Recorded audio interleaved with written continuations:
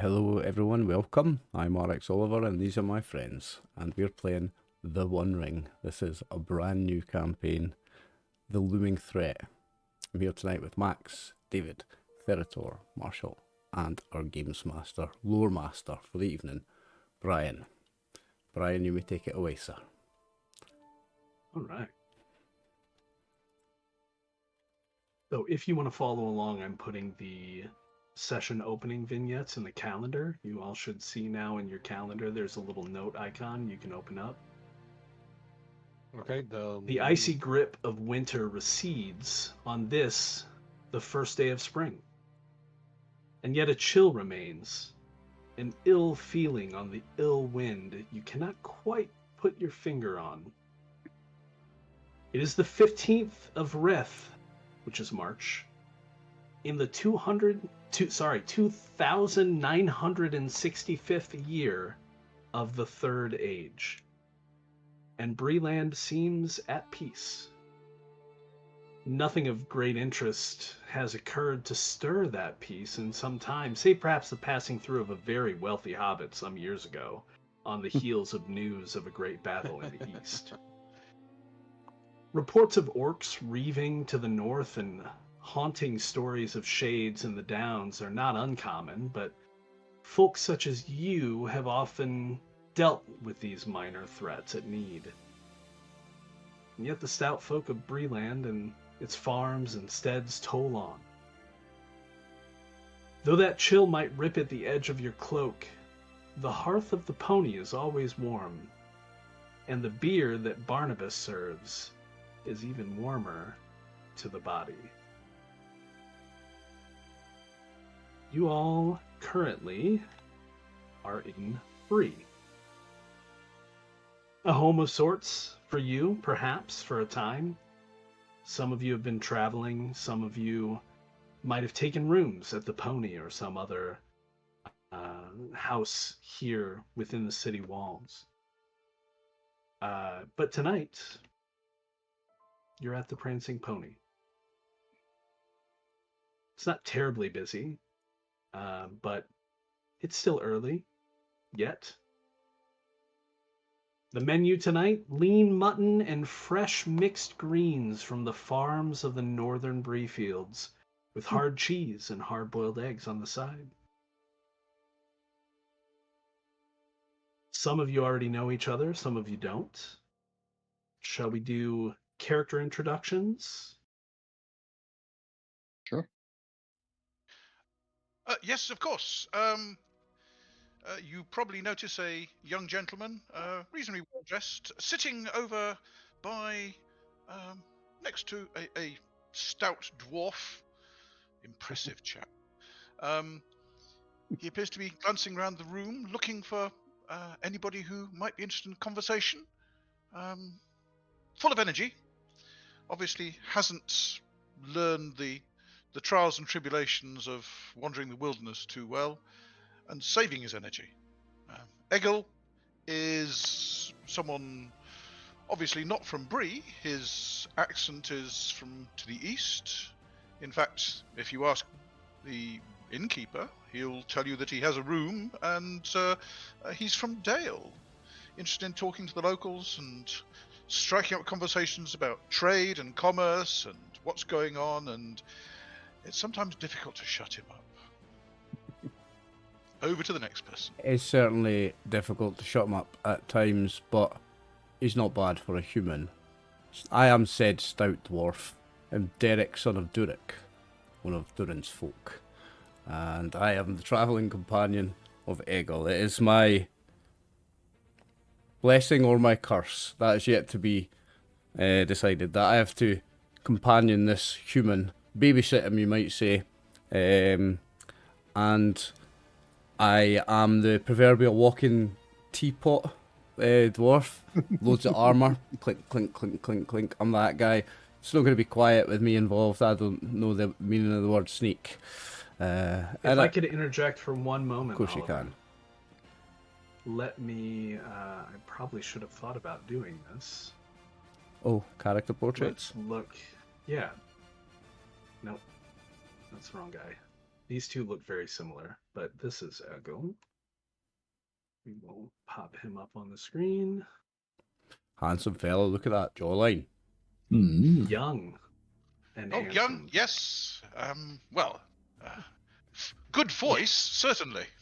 Young compared to all of his companions, interestingly enough. Sings well for a human Egil. also. Has a good voice. Yeah, Egil is what, 19, if I recall correctly? Oh, yes. He's been sent out from Dale. Our eldest is 900, so we'll get to them later. So that's Egil. Lots of stories to listen to. I look forward to it. And here is Derek, son of Durek.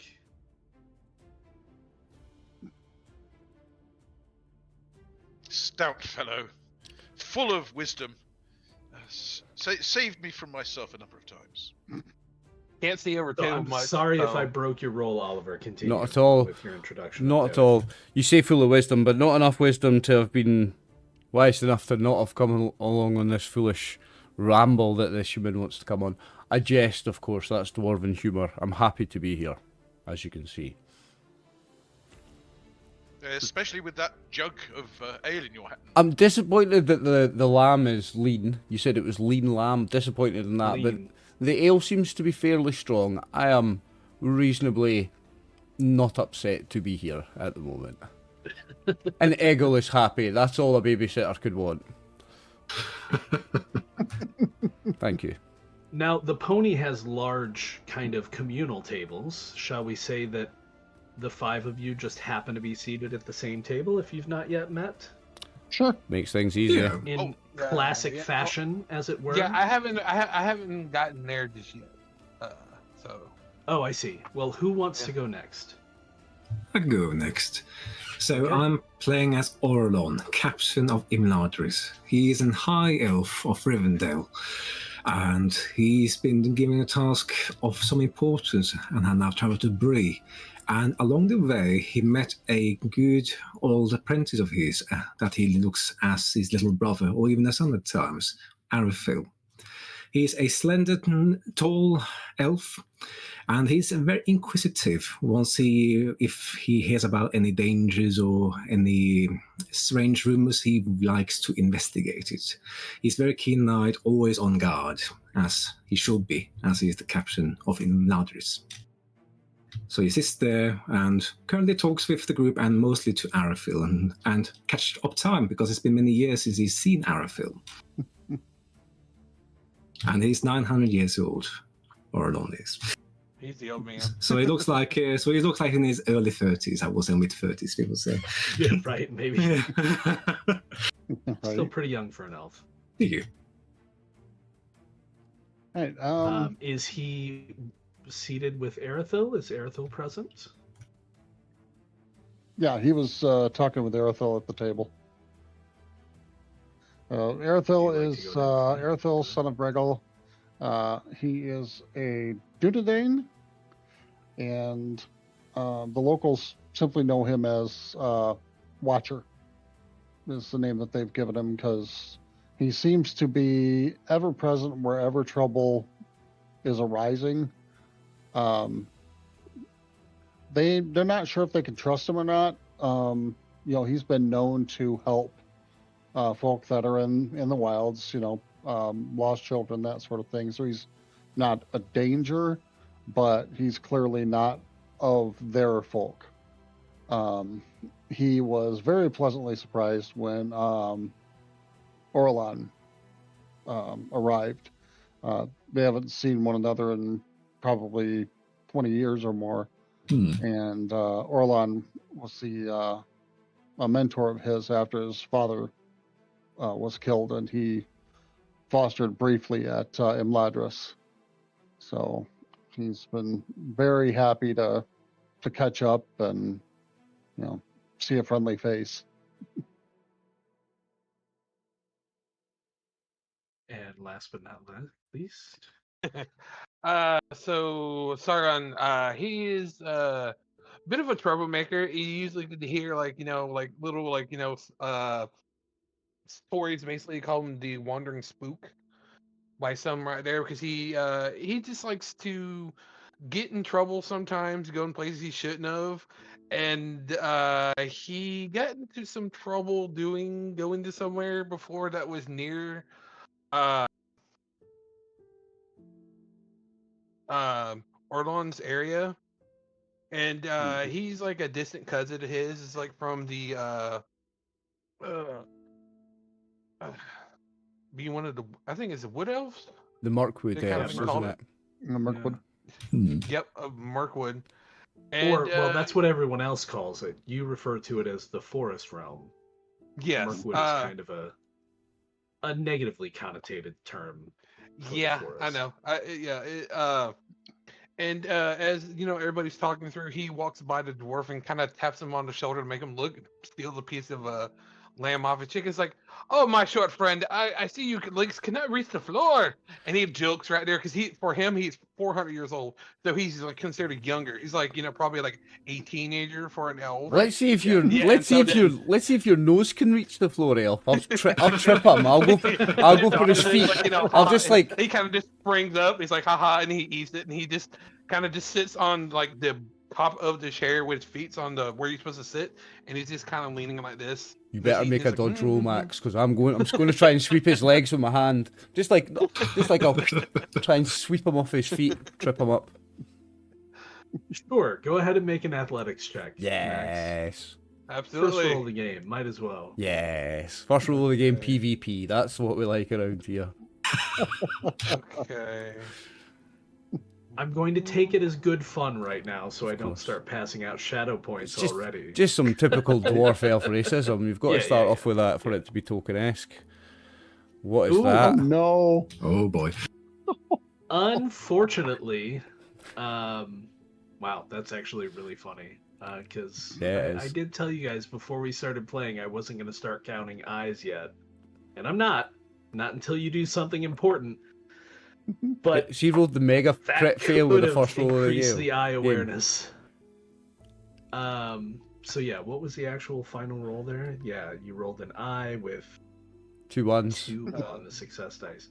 So you were too wrapped up in the mutton that you swiped from his slow. plate, and maybe you expecting him to go for your legs as opposed to the chair itself. You miscalculated, but he does manage to sweep the chair out from under you and spill you onto the ground to the laughter of everyone else around. Again, Yeah, he goes everyone just Yeah. assuming good spirits and fun. like, ta-da! And if he had a drink in his hand, I'll catch it and go. oh well, you would have taken the mutton that he took from you. I'll 'cause that's what he was I'll take chewing my on. mutton back. Yeah. But if he has a drink, I'll I catch that leap as to well. my feet and I help Derek up and grab Sargon and say, "Friends, please be friends. Oh, there's no need to help me We're up. here on a pleasant evening." I didn't fall Yeah, over. he was up. Yeah, there's no need to help You me up. often think you have to help him up because he's so low to the ground. I know the already, but racism no. is strong No, I already, mean, like with the it's short like- man it's like- stuff already. Eh? Yeah, it's like most rides he needs to be this tall. So Aye, the racism is strong already, boys. I'm not disappointed. So, but it's the fun kind. Hopefully. Oh yeah, oh yeah. no, it's joking. It's one of those. It's like I say he's a teenager, so he's like, yeah. Speaking of which, if it wasn't clear, I think it was fairly well outlined for everyone.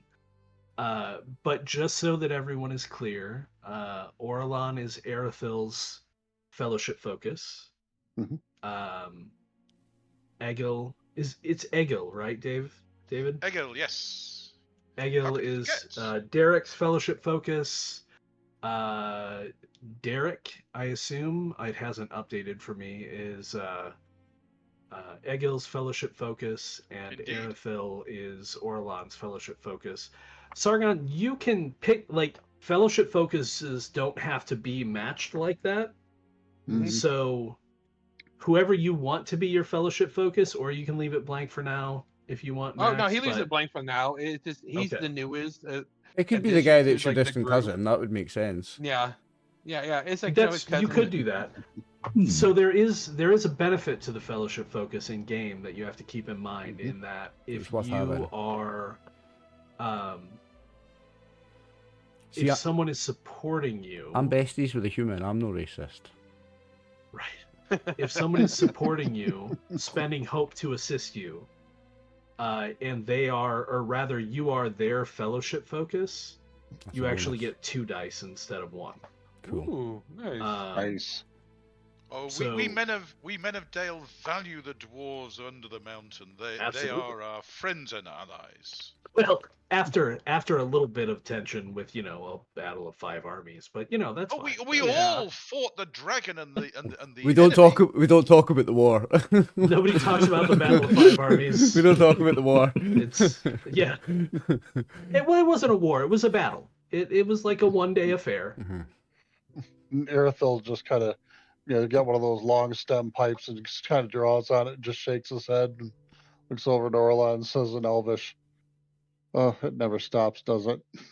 Does he say that in Sindarin or Quenya?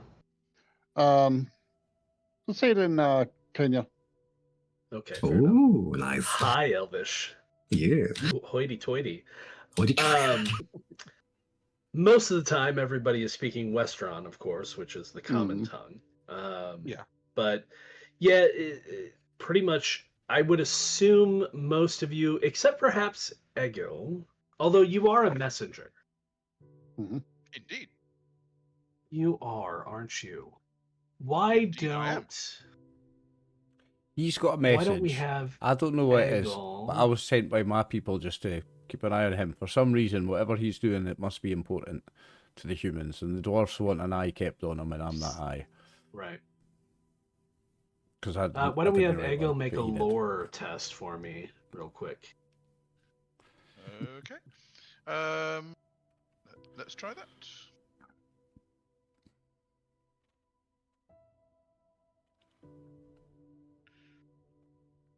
I don't think I have any bonuses on that, so let's try that.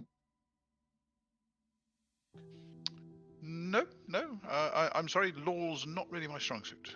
That's fine. That was just to see if you knew Quenya at this point. It's not strange that you don't, being a barding. So. Well, I'm only 19. I mean, give me. And 10. you're only 19, exactly.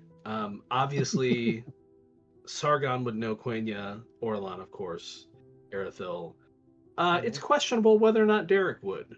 I'll leave that up to Derek. It's possible. No, I don't think he would care. He probably wouldn't He's care. not learning the language of those elves. Don't be Are you daft, kidding me? laddie.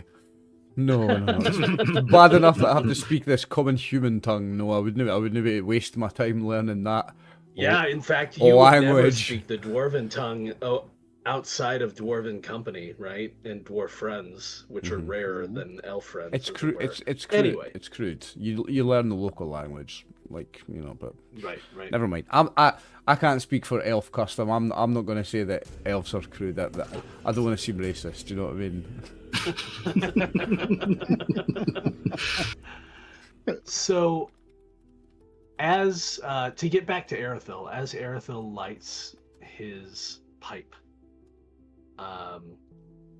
perhaps even as the embers kind of brighten up your face, maybe that was enough to draw someone's attention. But a gentleman, what is happening now? Well, let's just close you.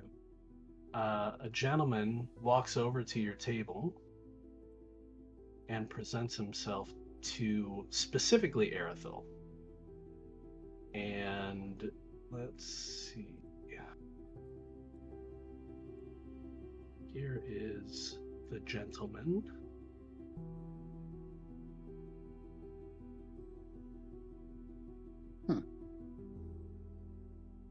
He introduces himself as Rupert. Rupert Rushlight. And basically entreats you to accept a letter that he has been given to give to you specifically. Oh. Was it Of course. Alethil? Erithil, No, yes. Yeah. It says Yeah, I watched- Reginald. Rupert. Rupert Rupert, is the okay. man's name. Yeah. So he. Yeah. Rushlight, of course, indicating that he is a Breelander. Breelander. Breelanders tend to have plant or flower type names. But yeah, he hands you the letter and gives you a moment to read it. Okay. I will leave it to you if someone would like to read it out loud, and then we'll move forward. I will if you want. Okay. So, Well, if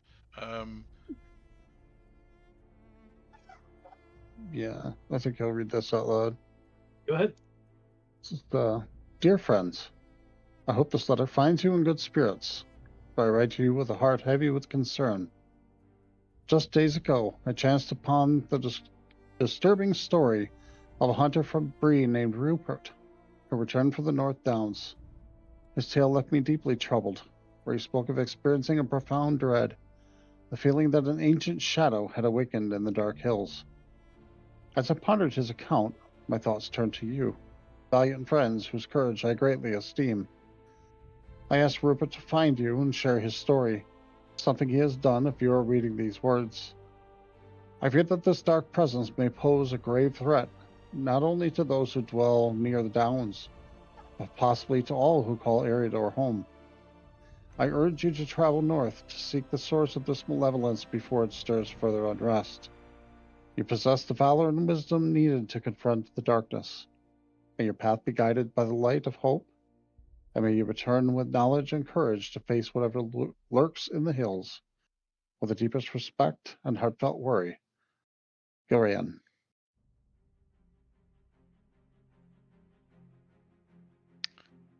Oh. I leap to my feet. A threat! A threat to all in Eriador? Friends, may I call you friends? Let us. I let call us- you worse all the time. Face it. So it's fine. So Rupert like- actually is like, oh my, was I supposed to tell you my story first? It appears so by the that's content of your clip, letter, sir. but Well, if you come with us, you can show us where it was that you felt this, and Well, on the way I'll you not can be tell going us your back story. there. you can tell your No, tale no, on the so way. he I'm looks sorry, at the good group sir, and he's I'll like, not be I going think I might there." have something that could help us. And he pulls out of his pack a map of the area Ooh. and is like, could you show us exactly where that you saw this or felt this presence? Well, Oh, well, in Oh. fact, I can. And he waits for you to spread the map out on the Yep. table, assuming you do so. Yep. And he seems very cheered that someone aims to look into this dark place that he hasn't told you about yet. Oh. But It's, since you went straight to the map, he's very happy to Look at show the you. smile on Eggle's face. Well, He's so excited. this is, well, whilst you look at the map, Sayan, tell us what you saw and what you experienced. Oh, now you're gonna make me look at two things at once. Okay. So Multitasking. we'll go to the map. And he starts talking kind of disjointedly. It's very apparent to you this is a relatively simple man, right? Mhm. Many people in Bree are not simple in terms of intelligence, just simple in terms of Life. they're honest working folk, right? They work farms, they hunt. They aren't That's why we stand learned. watch. Yeah, exactly. They aren't learned. They aren't adventurers, as some might even say, and some might even turn their nose up at the thought of being such a thing. But if you want to zoom in, you should be able to see a token on the map. Can we Yes, can we yeah. move this Get thing in the really middle of close the down screen there. that's got our pictures on it? You should be able to move it, yeah. I think I have it set up to where you guys can. I can't Do I see. not? Oh yeah, you can. You can. You've got to grab the left-hand side of it. You can. Oh, that's weird. I just go right in the center of it. Huh, that's strange. Anyway, so yeah, you want to look there. And so he's going to try to do both things at once. So first, as you spread out the map, he says, "Not hard to find this dark place," and he takes a mug of beer or ale, one that someone has finished, and marks where the place is with an X, or marks it with the mug on the map. The circle. Hopefully you guys can see that X. Yeah.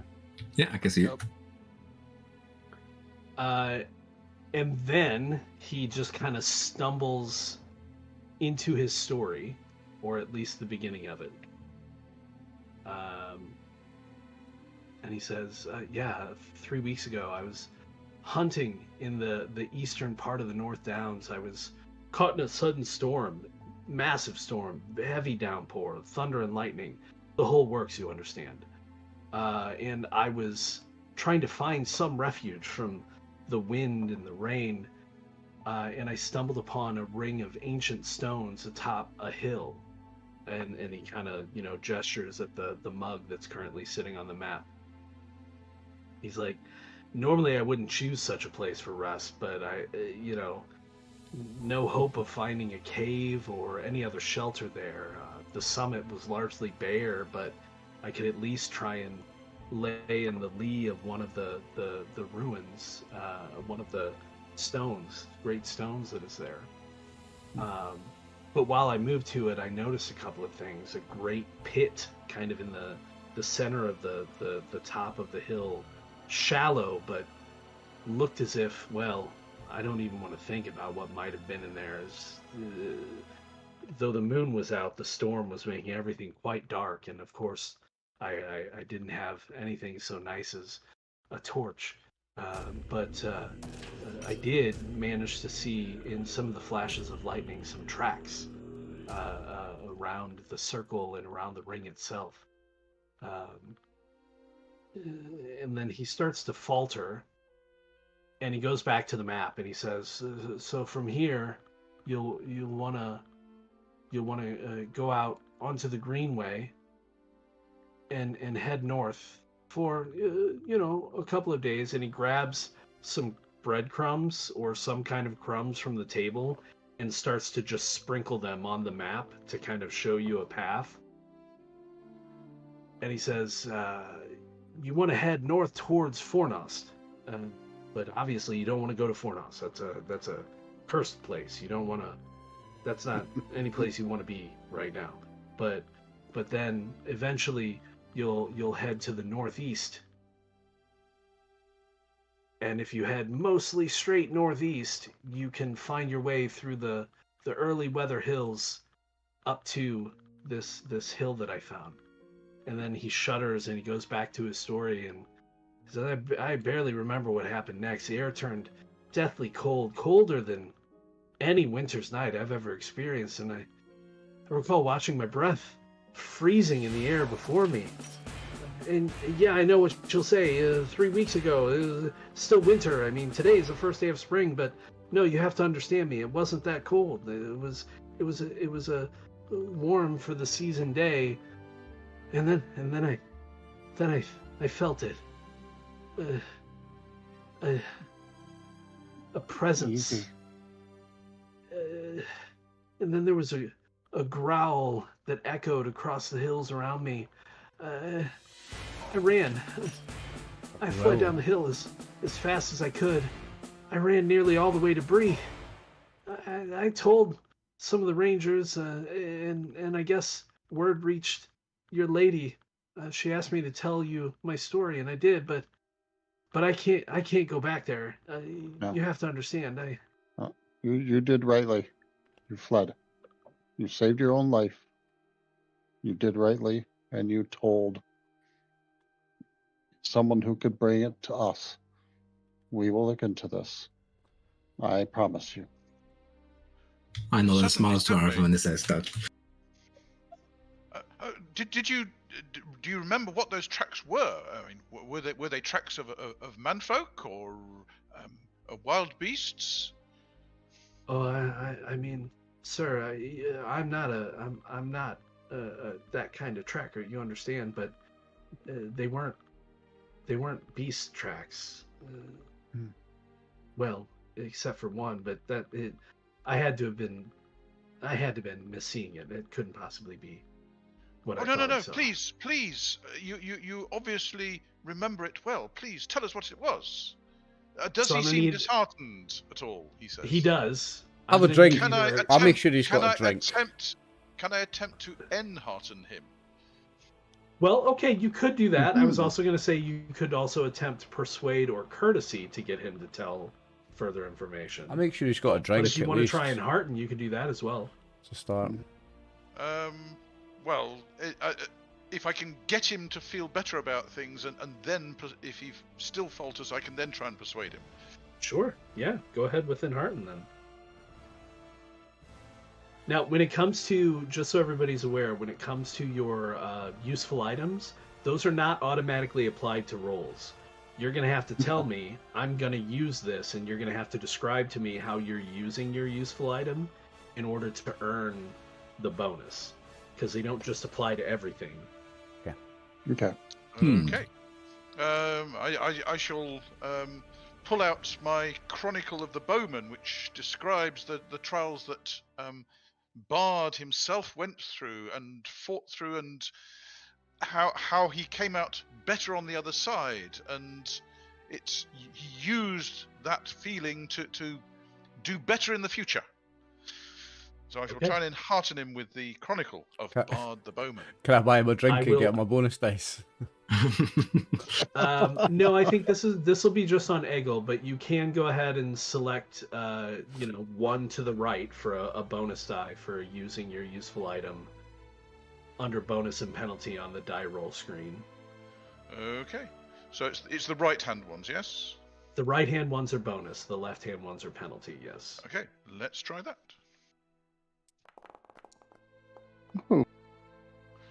Oh, and your favorite. Always handy. So that was a success. So he listens to you regale him about these stories of Bard, and how he had his own struggles and strife that he had to deal with, and you can see him calming down quite noticeably. And he says, "You won't believe me, sir. It was a paw print, and I mean, I know I said I heard growling, but like,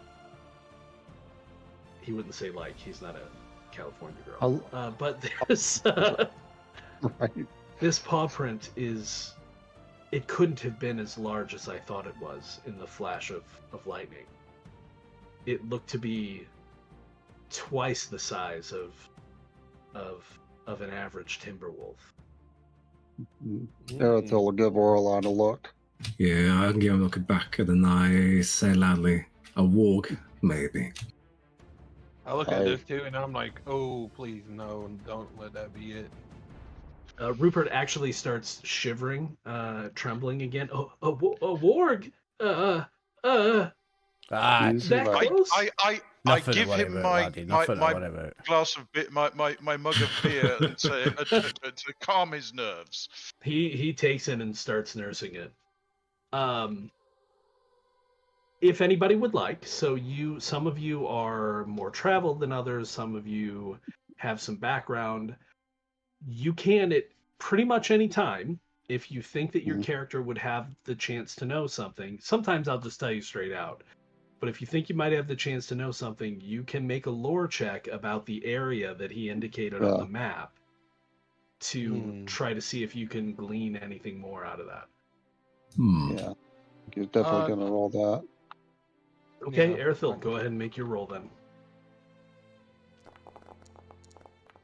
And again, don't forget about your distinctive features as well. Recall that if you use a distinctive feature or can justify a distinctive feature, then you can spend a point of hope and be considered inspired, which gives you 2 bonus dice. Yeah. But hope is a limited he's got Shadow Lore, but that was. But you would have really had to have spent hope. But as it is, you rolled a great success, which is enough. Would anybody else like to make a roll about the area so I don't have to repeat myself several times? I mean, I would like to make a roll about wargs. What do I know about wargs? Oh, okay, go ahead. Because I know they're a goblin thing, an orky goblin thing, aren't they? Or I want to roll to see if I know that, basically. In some games. Aye. Yeah, Right, go ahead. okay. So where do I roll lore from here? Lore. And I just click on the word lore, right? Oh, Correct. No. actually, before you do, that reminds me, Oliver. Yeah. Looking at your character sheet, so your distinctive feature, enemy lore, it's kind of like a ranger in D&D. It applies to a specific type of creature. Yep. I just put orcs there. Are you Right. happy with that? Absolutely. Okay, cool. Where is that on my sheet? So it's just under the skills where you've got willful, fierce, enemy lore, orcs. Oh, yeah, I see it. Now, again, if you want to use a distinctive feature, though, you have to use a point of hope. Wargs Just is for on doing that. just for doing like lore background stuff, I don't know that I would spend It's hope not on worth that. it. Right, That's- yeah. So I would just make a normal lore roll then, yeah? Just a normal lore roll, yeah. So I'm not moving anything on this thing, I'm just pressing roll, yeah? No modifier, nothing. Yep, you got it. 3's not good, is Okay. it? No. So, know nothing. anybody else want to think about anything before I go through all the information? Yeah, like Rivendell is a wealth of information of Middle-earth in Rivendell, isn't it? So maybe I read It something is. about that Well, I specific mean, location. Elrond has several libraries, yes. Yeah, so maybe I have scoured the library throughout my 900 years, and maybe there's something about that location, maybe. Go ahead. Yep. Let's see. Roll. Read a lot of books in 900 years, huh? Yeah. Right. Also great success, so you and Nice. Arathil are going to figure out about the same stuff. Anybody else, or shall I go in with the descriptions? Ego? Unless it was in a song that I know, I don't think it's very likely though, because my songs are of Dale and the. No. You're don't kind of an I know. outsider here for now. Yes. Yeah. So is Sargon, I would- essentially, but... Yeah. It said I looked to my older cousin and just to see, like, him being the smarter one, and to see what his input of what he might have known. Okay. Max, is it Sargon or Sargon, or how are you Sargon. pronouncing it? Sargon, okay. Fair enough. Yep. Okay, so from those rolls, we'll handle Derek first. You know that wargs are associated with orcs and goblins. It's not uncommon for the smaller... Well, do keep in mind as well, if you're not quite as familiar with Tolkien lore, that orcs and goblins are essentially the same thing. They're not different species like they are in D&D. Goblins tend to be smaller. Well, excepting a few exceptions. Orcs tend to be the bigger kind of warring, but they're essentially the same. So when I say orcs and goblins, it's interchangeable. It's like a but Neanderthal Homo wargs- sapiens thing, isn't it? Not even really that. I mean, I guess maybe they're related. Mhm. Let's just leave it at that. They're We related. don't have to go into genealogy Cousins. of orcs and Cousins goblins. is good enough. Yeah. But at any rate, you do know for certain, that wargs are associated with orcs and goblins, often used as mounts by smaller goblins, although some of the larger wargs could even potentially be a mount for an orc. You've heard stories, it sounds like hogwash to you, but you've heard stories of some wargs that are actually capable of speech and intelligent thought and action. But that can't be real, right? I mean, that's ridiculous. They're animals. You They're probably just big wolves. You probably see me spit, and it's because I'm not talking, I'm just thinking, but that's the moment I like say it in my mind, the word orc or goblin. I'm like, because I hate those ones. Gotcha. Okay. It's Now, all, as it's all far fun and as games the- with the elves, but I really hate those ones. They're baddies. So, as far as the area and Arathil and Orlan's roles, with a great success, you figure out a couple of things. First of all, and probably not surprising for Arathil, because this would be kind of the range that the Rangers tend to patrol, right, as part of their self-given duties. But you know that particular hill or you assume it's the particular hill that he's referring to, is not far from a small hill folk settlement known as Cran.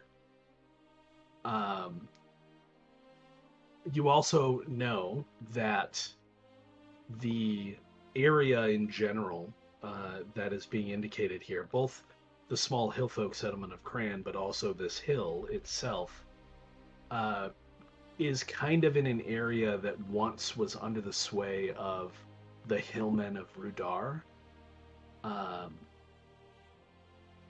They are men. I want to be very clear about that. Mm-hmm. But they are men that sided with the Witch King of Angmar during the war in the north. A significant amount of time ago, so much that most people in Bree would have no idea of the connection. I mean, but being Dunedain, certainly an elf, you would know that the Rudar are, they have a dark past. That doesn't mean that they themselves are evil or fall into shadow, but there is a dark past there. And the area kind of still has that sense. It is also known that in the past, mainly as a feature of survival, not a feature, more of like a requirement, the Rudar have been known to maintain a fragile peace with some local orc and goblin tribes, mainly just to protect themselves, because the farther north you go, the closer to Angmar.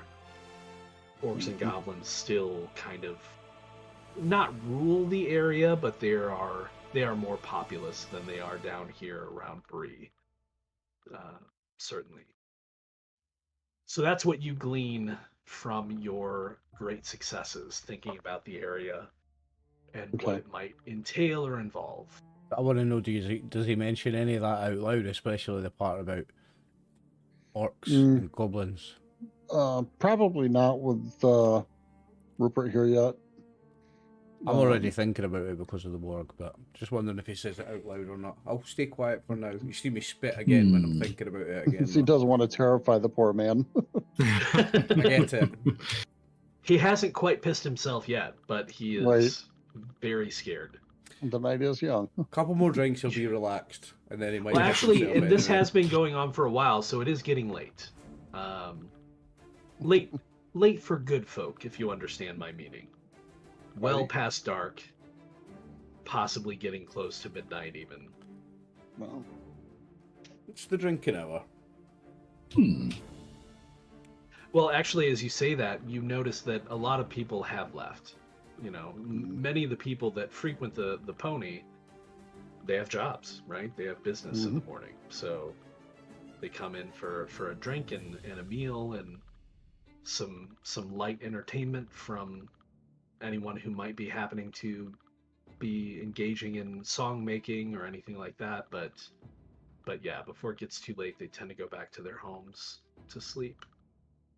Is your home near here? Rupert says, yeah, I'm in the northern quarter near the north gate. We should walk him home. We'll walk you home, laddie. Yeah. Oh, do you think the streets of Bree are unsafe? No, No, not at all. I just think you're a wee bit unsteady on your feet and you need to get to your bed, and it would only be the right thing to do. He has been drinking a lot. You've been feeding him drinks and you've been drinking a lot, and you're a human. Okay. And I know what you like. You lot are like for not being able to handle your drink. So we're just going to make sure you get to your bed, all right? Listen, I'm a babysitter by trade. It's in my nature. Okay. Yeah. So just to because I can, if we take a look at a map of Bree. Ooh. So the Prancing Pony is here. Fantastic. Prancing Pony is here. Northgate is up here. His house is somewhere around in this area. Oh, okay. Hobbit hole is nice. He's had many drinks. He's just needing his bed. We'll walk him home. Sure. Yep. Who's walking him home? Are all of you? I will anyway. And Eggle, will you come with me? Well, of course. Make sure the laddie gets home all right. I will go and inquire of the innkeeper. The whether he laddie. can- This is like a 30 to 40-year-old man. But I'm a dwarf. I'm a dwarf. Right. I'm 69. My beard's 3 feet Yeah. long. Right. I will go and borrow a lantern off the innkeeper so that we can light him home. Oh, of course, no trouble. And smart to thank do you. so, because while Bree is a large town, it's not like they have street lamps. Right. Yeah, so. I think because humans live such short lives, that's why I refer to them as laddie and lassie. Because Oh yeah, sure, that makes sense. that's why they're all every man or woman is laddie or lassie to a dwarf. Laddie or lassie, yeah. Mhm. Oh, you should have heard what your armourer called me. Yeah, laddie and lassie is for Well, dwarfs. probably. It's for dwarfs that, He is they that call like you probably a you. being polite. Aye, just be grateful it's laddie. Okay, There's so a lot of worse things what I we will say. do then is, so you guys are walking him home. None of you, well, except maybe, I don't know if Arathil has a house in town. Do you work out of Bree, or do you work out of Anuminas? No, he doesn't stay in Bree. Fair enough. Kind of has So- places that he camps. Oh, gotcha. That kind. Camping in the wilderness. Understood. So, I believe Egil mentioned that you have taken rooms at the Pony. Of course. And you are with prosperous, so my you can friend certainly Derek, afford yes. to. And Derek has a room there as well. Yeah, Derek is also prosperous. For the two of you, it is no issue at all to maintain rooms at the Pony. I believe Orlan is also prosperous. Yeah, so he is, yeah. So he will sleep in the it Prancing is- Pony as well, yeah. no So trouble for him He's either. prosperous because Sargon- he's clearly the son or the nephew of somebody important. I'm prosperous because I'm a dwarf. We all are. And my They're all- well, you're a dwarf out of Erebor, right? Where, you know, live in a there mountain-sized vault. Hmm. yeah. You got coin. And that actually brings up an important point. So for those of you that are prosperous, you'll notice lower down on your character sheet that you have treasure. Yep. You have a treasure rating of 90. Now that's Ooh. not individual coins that we're going to track at all. Basically, what treasure in the general sense is used for in this game is to determine your standard of living. The higher your treasure rating gets, the higher your standard of living goes, which means you can gain access to more useful items, better mounts, things like that. The 90 treasure rating that you both have right now is not on you. It is stored somewhere. Okay. At home, possibly in your rooms, It's at if you're staying here for a longer period. 90 on a scale of 0 to 100. No. No. So the scale is much larger than Yeah, I that. thought I it can't would tell you be, off the yeah. top of my head, but a couple of hundred at least. Right, okay. Damn. Sorry, I is that think supposed you- to be in the treasure box on my sheet? Yes. Should be. Which is currently reading 0. Yeah, Oh same no, here. go ahead, put 90 in there if Next you're to prosperous. next to You adventure should- yeah. points. Yeah, I might have missed your sheet for that. Yeah, Oh, There we go. I'm easily overlooked. I got nothing. but if I recall, yeah, frugal you have 0. You're a dirt elf, aren't you, Max? Now, what that means is, if you're living frugally, you can generally be expected to get the supplies that you need. This is not a game where you do shopping episodes, right? Mhm. We can roleplay that, like, quickly, hopefully, not spend a whole session on it. But, like, you don't have to track money. You just say, I need to replenish some of my arrows, and I need to get some supplies. And as frugal, you can do that fairly well, being a combination of whatever small amounts of coin you've been able to scavenge or someone has provided to you, and, you know, kind of sourcing your own supplies, going hunting, things like that. For those of you that are prosperous, you can just throw around coin. Not indiscriminately, but enough to where you can maintain rooms in a tavern, you can buy food for people. I'm a dwarf, I wouldn't throw a coin without having 100% precision aim to make sure it was going in the right target. Okay, fair enough. Now, as I said, those of you that have treasure, it's not on you. But what's interesting is, as you adventure, you might find treasure, and that's where you might face difficult choices. Because in the adventuring phase, treasure actually weighs 1 load per treasure point. Ooh. So if you find 10 treasure and you all decide to split it equally, that's 2 additional load you all have to carry and deal with until you return to a safe place where you can then store it with the rest of your hoard, if you understand what I'm saying. Now, just in case it happens, I'm not saying it will, it probably will at some point, but just in case it happens, what that also means is that you can, if you're, let's just say you go out to do something, as you're, obviously probably about to do, and along the way you find some treasure, you can kind of like hide that treasure, bury it, or hide it in a cave or something like that, and hope that it doesn't get found. Excuse me. And then on the way back to your safe place, you can kind of pick it up and just take it with you, and then you can add it to your hoard. But, we'll deal with that when it comes up. For now, 3 of you have rooms. If Sargon and Erithil are open to the generosity, I'm sure that some friends could provide you with additional rooms, or you can camp outside the wall. There's no camping inside the wall of Bree, though. Well, if we are a company, then I feel that we should lodge together, because then we can plan our adventure and work together. So I'd be quite happy to stand them to rooms at the inn. I'd hate for them to go out on a night like this. I mean, well, we're going out with Rupert, but Well, you know what? are they open to? I'm Yes? low tonight. I'm used to that. What is the weather? I don't know. There is fog, Mhm. and On it's a spring about day, 50 it is- degrees.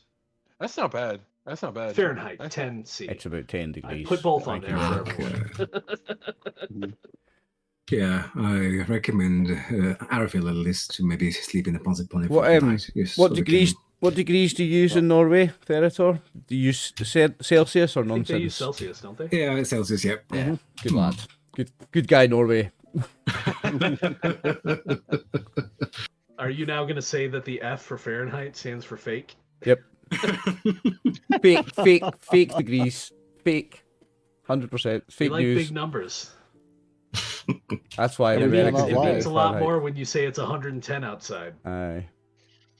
Well, if Arthil and Sargon are happy to accept my my offer, then I will speak to the innkeeper, and he can be organising their rooms while Derek and I escort Rupert back to his house. Yeah, he doesn't Yes. need much. There's a corner somewhere. Yeah, it doesn't take all of us to escort a man to his home. And they might feel a bit overwhelmed or a bit overprotected and paranoid if we all do it. So maybe just myself and you, Ego, will take a man home, and you can sort out you. Okay.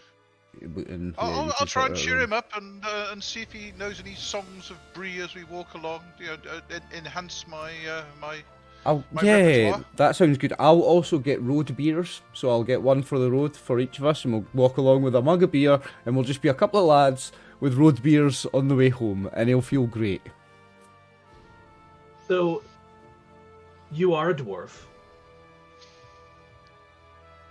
I'll bring the mug back, I promise. Barkeep. The man is in need of consoling. He just needs a road beer and a Yeah. good walk home. I'll bring the mugs back. Don't worry, barkeep. Yeah, I'll say that Barnabas is happy to give you some. He gives you leather tankards to take on the road, as opposed to the standard pewter, which he's quite protective of. Fair. Of course, I understand. The man is quite drunk, but yeah, I'll return them, barkeep. Appreciate it. Thank you. Oh, I trust you. I just, pewter bends easily. I don't want someone to drop one and fall and stumble and crumple it, and Of then course. it has to be. I mean, I would never ever drop my ale, but I could not speak for these two humans, so you're quite wise to give us the sturdier Speaking of which, mugs. if you wouldn't mind, Master Dwarf, there is something I'd like to speak to you and your group about in the morning before you leave. I'm sure you'll all be expecting breakfast. Oh yes. Please. Very well. That would be very good of you. Yes, thank you. And would you like to see us before breakfast, or? Well, perhaps if you don't mind, I'll just take my breakfast with you and have a discussion. That's absolutely fine, sir. Oh. Yes. So yeah, you guys escort Rupert back to his house near the northern gate. You know, this map is not a perfect representation, but it is fairly accurate for the time period you're in. All of the little kind of rectangular blobs represent homes. The kind of U's, I don't know why they're U's as opposed to overhead U's on this map, but those all represent hobbit holes that are higher up on the hill and generally more wealthy, as it were. Because Bree, of course, is a town of men and hobbits. So you don't see many people out as you escort Rupert back to his home.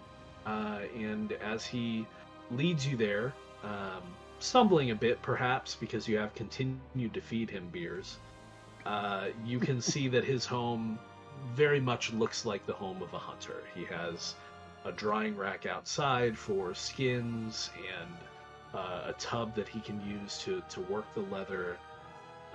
There's a bit of a workbench around the side where he does some of his own tooling, although from the dust on the workbench you would assume that he basically sells most of his skins after processing them rather than working them himself. It might just be a hobby that he hasn't been at for a bit. But his home is small.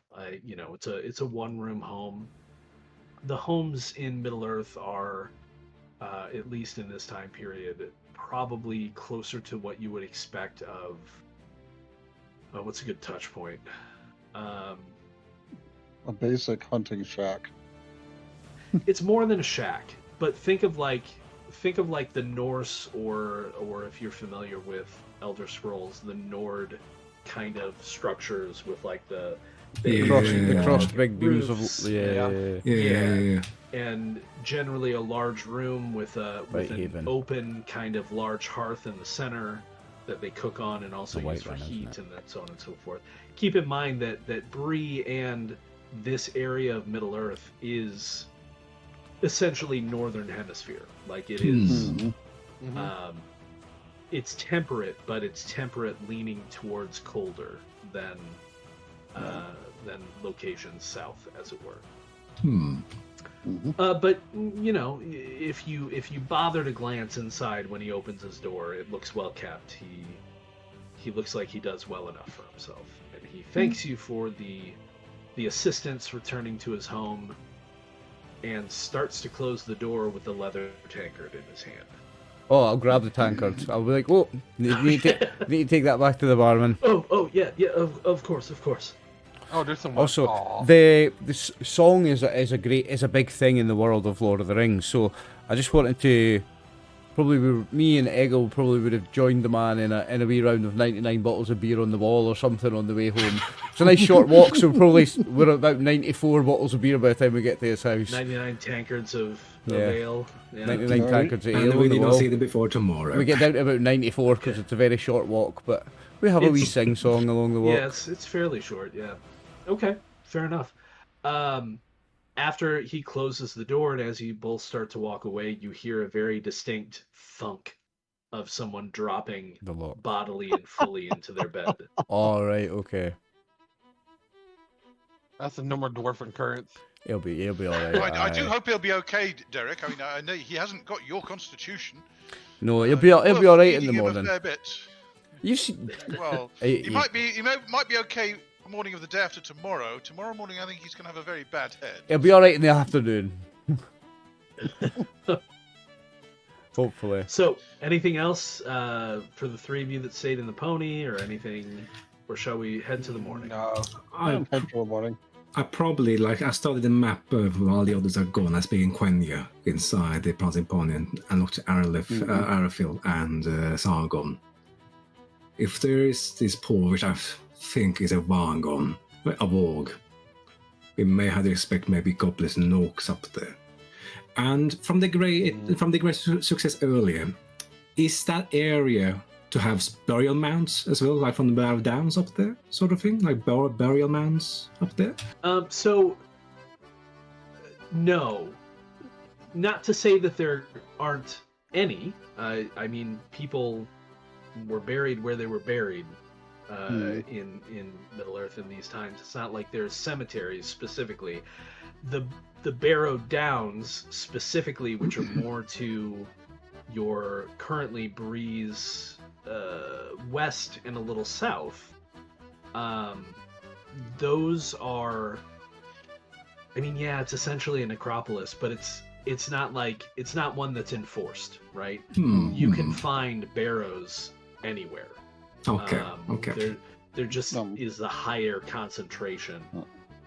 Was it a known battleground during the War in the North? So,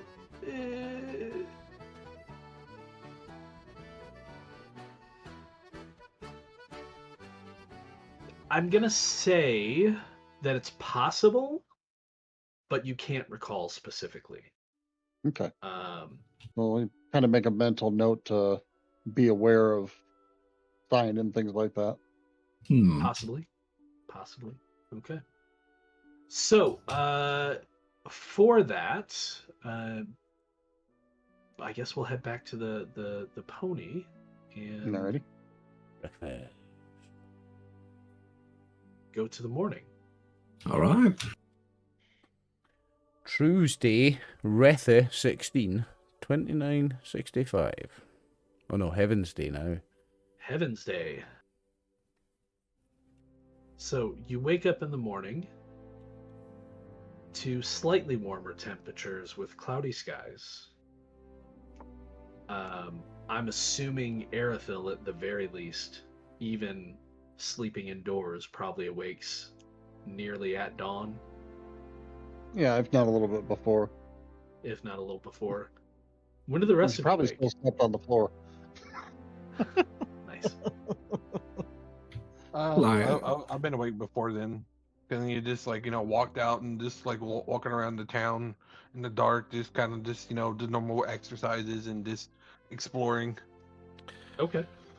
Well, I'll be up early, of course. If the landlord needs any help getting breakfast together, I'd be happy to help. I need to get up even earlier than him because it takes me just to put my armour on, put my armour together and to put it on. So I'm up pretty early. So I mean, it's a relatively open place, this tavern. If you do peek your head into the kitchen where Barnabas is already preparing food with the help of two assistants, hobbits, named, as you recall from the previous evening, or maybe you've been here from days, Bob and Knob. Bob and Knob. They are Bob and Knob. Nice. They are busy preparing breakfast.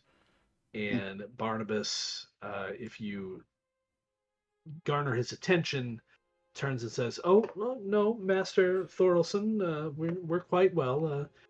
Find a seat out there with you and your company, and we shall be with you directly with a good spread." Oh, thank you, mine host. Look forward to it. Smells delicious.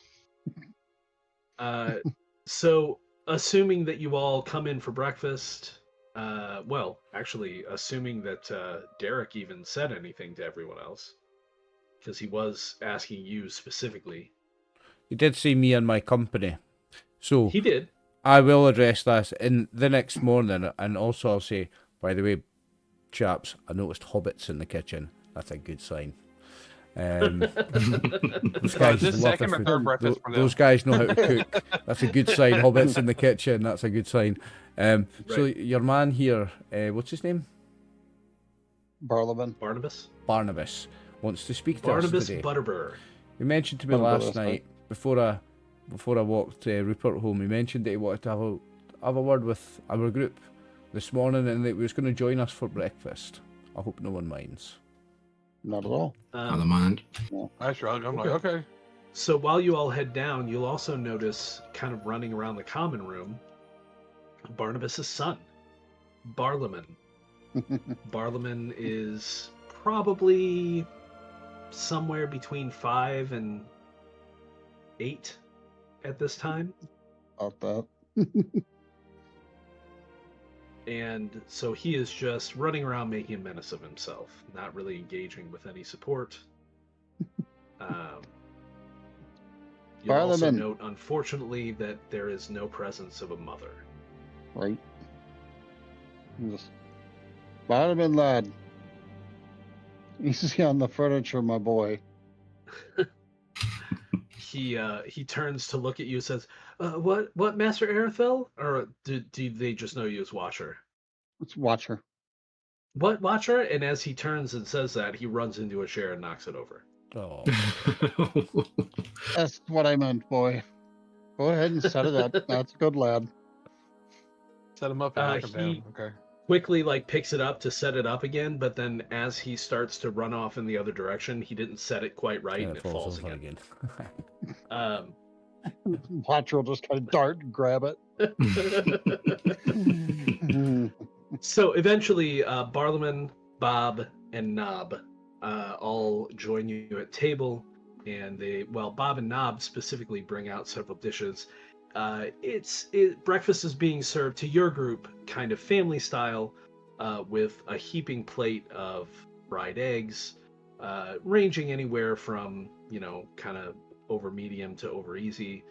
There are several links of sausage that have been cooked to, from what you can smell, perfection. Lots of diced potatoes that have been fried up. Just a very hearty breakfast. And Barlaman sits down with you and shovels food onto his plate, and kind of looks at all of you, expecting you to do the same as Bob and Nob Oh, aye. bring out And the Pictures dwarf grabs a of- whole fucking thing of it.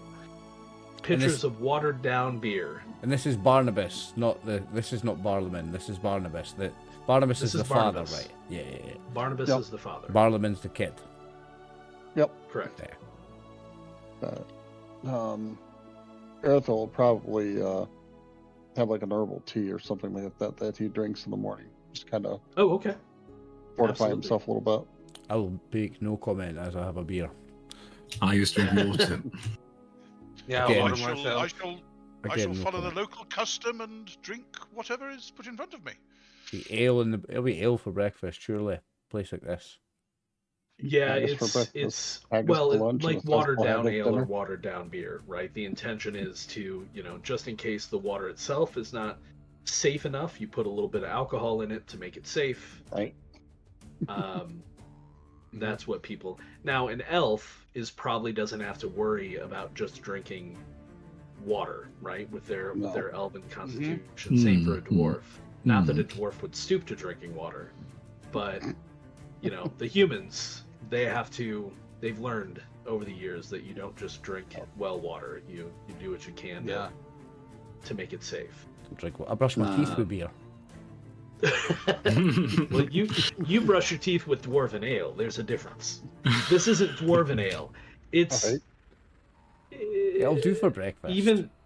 even the ale you were drinking last night, you probably thought to yourself, is this watered down? And then this morning they actually give you the watered down stuff and you're like, oh, this is much worse.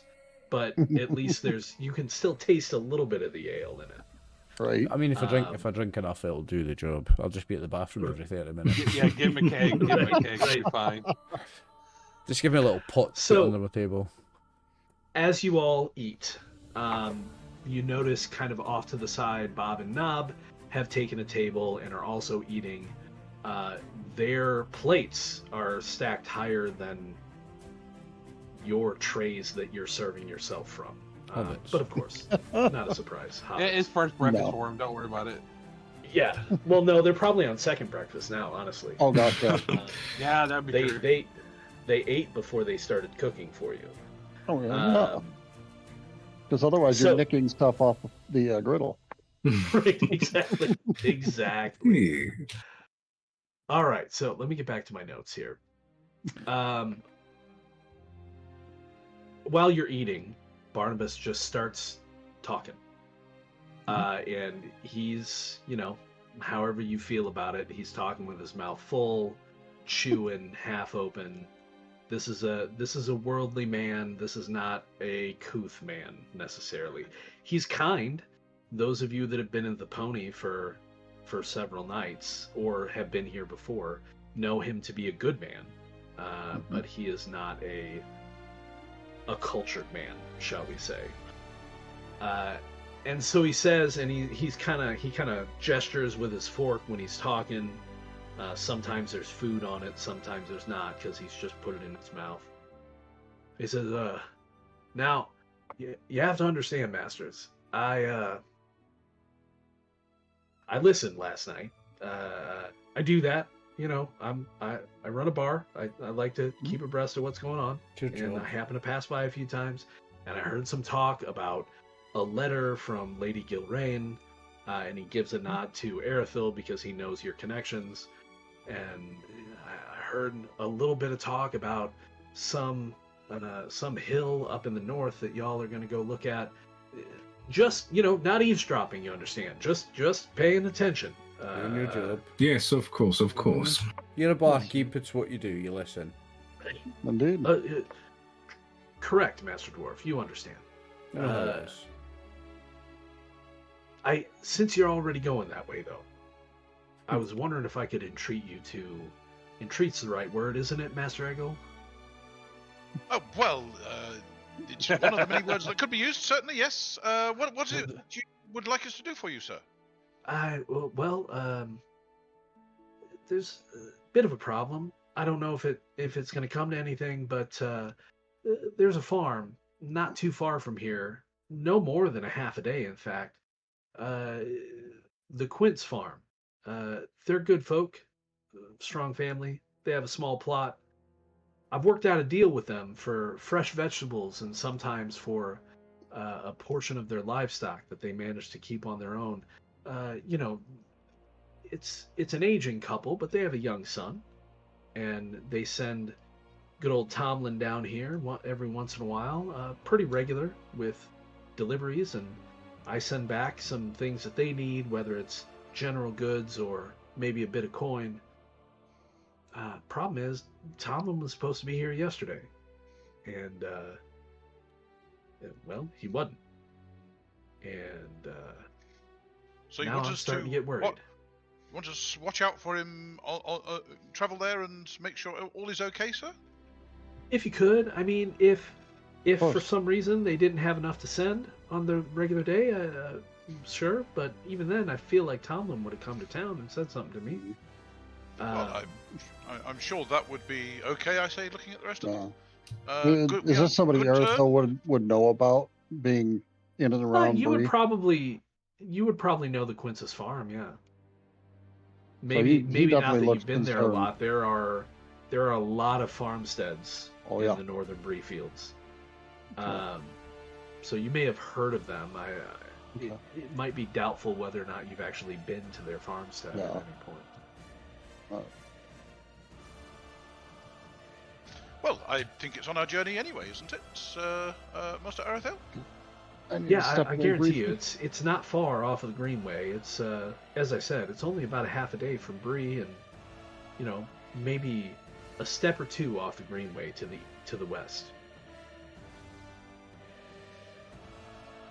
Well, I hope I speak for the rest of us when I say we'd certainly be happy to drop in on the family and make sure all is well. Yes, I will remind us and make sure they are well kept and safe kept in these times. Excellent. Good to hear. I will see whether I can persuade Master Butterbur to give us a packed lunch to speed us on our way. Almost no persuasion at all. He's more than happy to prepare a few days worth of rations for you. Fantastic. That's very kind of him. Now, of course, it's going to be travel food, right? So cheeses, hardtack, you know, Dried meat, jerky, something possibly like that. some dried or smoked meat, right? Biscuits. But yeah, he's yeah, exactly. That's the hardtack. Yeah. So yeah, he's able to provide you with that. It should be enough to get you to probably about halfway. Okay. Well, I'm sure we can supplement it with our hunting skills. Yeah, you do have some able hunters in the group for sure. Indeed. To move back to the map, just so you're aware, the distance there that is laid out for you,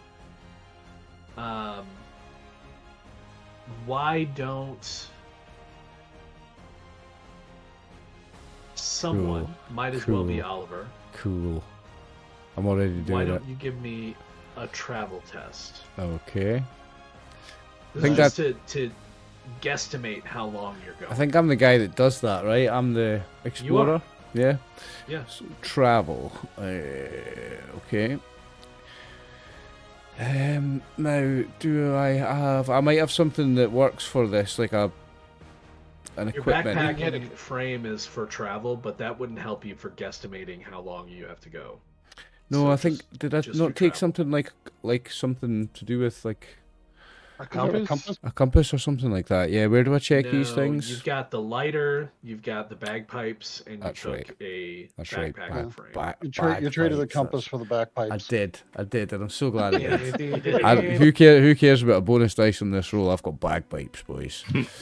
Well, So just I could always help with my map. I don't know if that will Sorry, help at all. this his map. You can't Give us an use your assist. useful item to help other people. Oh no, Your no, useful items are only useful for you. Oh, I rolled a 1. Ooh, Lord. Oh. Well, a 1's not an I. So it's just looking at the map. I mean, you're the kind of guy who does. You're not the kind of guy who plans. Yeah, Right. exactly. So you just go out there and do it. So you don't know exactly, but if you had to guess, you're probably looking at anywhere from 5 to 10 days of travel. It's fine. I have a That's mag. fine. Yeah. While I was listening by the table, I looked to Master Barnabas and says, have you heard any gossip or rumors from the north from any travelers? Anything of sighting from the north? No, Master Elf. You know, most of our folk don't go much farther than maybe halfway to Fornos. You go any further north, and you're likely to run into trouble. That's the common wisdom. Very well. I will also point out to you all that while we're on the map, if you want to, you can click the measure distance, and that will give you a rough day Oh, estimate. Oh yeah. Okay. There's That's also cool. there's another one that does it. If you do the circle template, you can do it a different way as well. Yeah, but that leaves a template on the table. Does which it? you then have to delete. No, it Yeah. doesn't. The thing I'm doing doesn't. I don't think. I mean, I can see it. Oh, it does leave a thing on the table. Yeah. Yeah, Oh shit! How did you delete that? Oh, and then it leaves got it. another one. Sorry, I got him. I'll not do that again. It was cool though. Yeah, those are used for spell effects. In, Right. In game where you're doing that kind of stuff. Yeah, you figured. So you know, when I'm Now- looking at the measure tools, 4 what's days. that one? Is that the? What I will tell you before we get No, into the journey this one. system is that it's Oh shit! It's doing it again. not exact, right? So it does kind of depend upon your rolls. It is possible to get some rolls where maybe you find a shortcut to lessen the amount of time. And realistically, the amount of time it actually takes doesn't really affect you so much as the events that occur along the way. So you don't really have to worry about the distance, as it were. It's just something to be aware of. Now, what? How do I get rid of that thing? I don't know. It's just another thing I drew by accident. Sorry. What did you draw it with? Another one of the measurement controls. Oh, I found it. Measure distance. Is that the one? Yeah. I got rid of it. Yeah, there we go. I found the actual one that I need to use. Okay. Finally. All right, so also while we're on the map, I guess I can ping for you. From his description, you're guessing that the Quint's farm is probably somewhere around here. Okay. It's not far away at all. Not too far at all. No. We have our first side quest. It's funny that you say that. Actually, it says side quest in my notes. Love a side quest. It's a late delivery. Yeah. It's like playing Lord of the Rings Online all over again. Let's go. So, but again, you don't have to do it. Well, Help I mean, Banter. Ego kind of promised Barnabas that you would. Okay. Also, we're heroes. I'm not going to force you to do We're anything. heroes. Our nature compels us. That's to what I Yeah. hope, is that you're heroes. Our and you're nature gonna do this compels stuff us to do it. regardless. We are heroic characters in this world. Okay. That's why that's how fate brought us together, because we're a group of people with heroic potential and tendencies. So, if that is the case, and you want to look into the Quint's farm, since it's so close, we're not going to start a journey. You can just go there today, Right. All if right. that is your desire. Yeah. Go set it up. Certainly. So, it is morning, as we said, and as I rolled this morning, it's about 55 or 13C with cloudy that's- skies. that's- Tops off weather to the dwarfs. Yeah. As you depart from Bree and start to head north along the Greenway. The Greenway, to call it a road, is generous by our standards. It is a track. It was well used, particularly during the earlier empires that were in this area, the Cardolan Empire, the Kingdom of Arnor. But now it's largely dirt.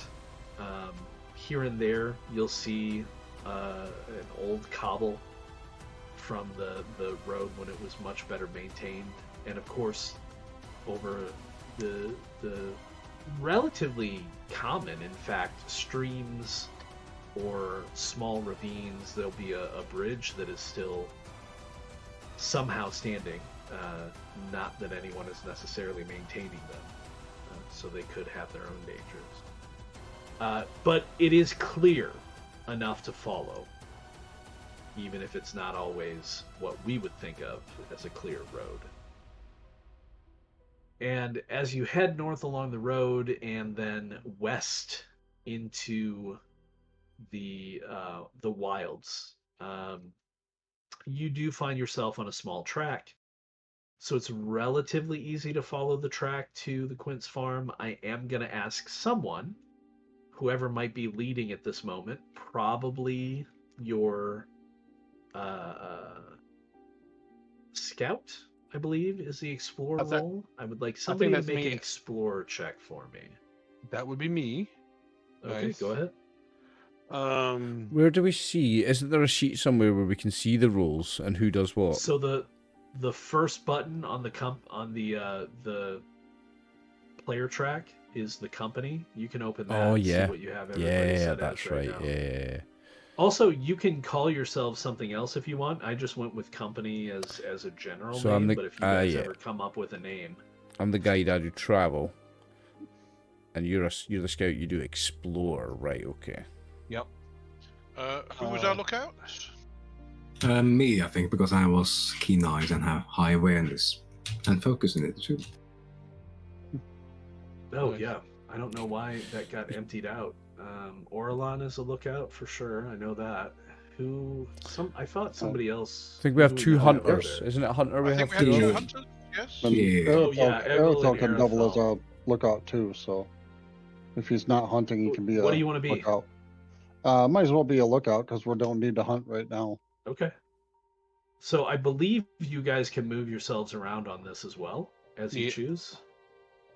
Yep. I don't think I have to do it. So Well, I'm kind of watching for tracks to see whether or not the sun made it part way and then got ambushed. okay. Mhm. So I'll tell you what. if you're looking for that, I'm going to need an awareness test. Let's get an explore test from Sargon to follow the track to the Quint's farm. Okay. Would my map as being a useful item help me with this to make sure we're going the right It is a way? map of you. It's a sheaf of maps, so it does include maps of this area. Yes, you can get a bonus die for your useful item for this. Okay. And where do I add that at on this? So when you bring up the roll screen, Mhm. there's near the bottom. There's bonus and penalty, Mhm. and you'll click one die to the right of center for a bonus die. Okay. All right. Let's see how this goes. Well, that looks Ooh. good. Well, it is good. That's an automatic Ooh. success. But better than your first roll of the game. Yeah. So, yeah, you will. Hey, I think I did good. You will quite easily locate their farm. But let's go with some awareness tests as well. Okay. Definitely for Egil. I don't know if Arathil was looking Well, for no, anything in particular. I was looking for tracks. My hunting. I know. skill. Yeah. I'm saying Arathil is also a lookout currently. So. Yeah. And can Arathil assist, or should we both just roll separately, or? So if you want to assist another character, you have to spend a point of hope. As the guide who deals with travel, should I make a roll? No, I think because I'll you guys were stay on told that. kind of specifically this where isn't this a was. journey, so right. This isn't yeah? a journey. Right, yeah. Yeah. Yeah, I think I'll save the point of hope. So this is roll separate. Yeah. Okay, so yeah, why don't the two of you give me your individual awareness rolls then? Sorry, I wasn't There we using go. awareness. I was going to be using hunting, looking for tracks. In this case, that would be awareness. Okay, in which case I'm going to fail. Oh, well, okay. If you... Well, Maybe not. It's a 9. Told That's you. a fair. no, he did. We can back up on that. So why... Okay, let me work this out. Hunting does work for tracks.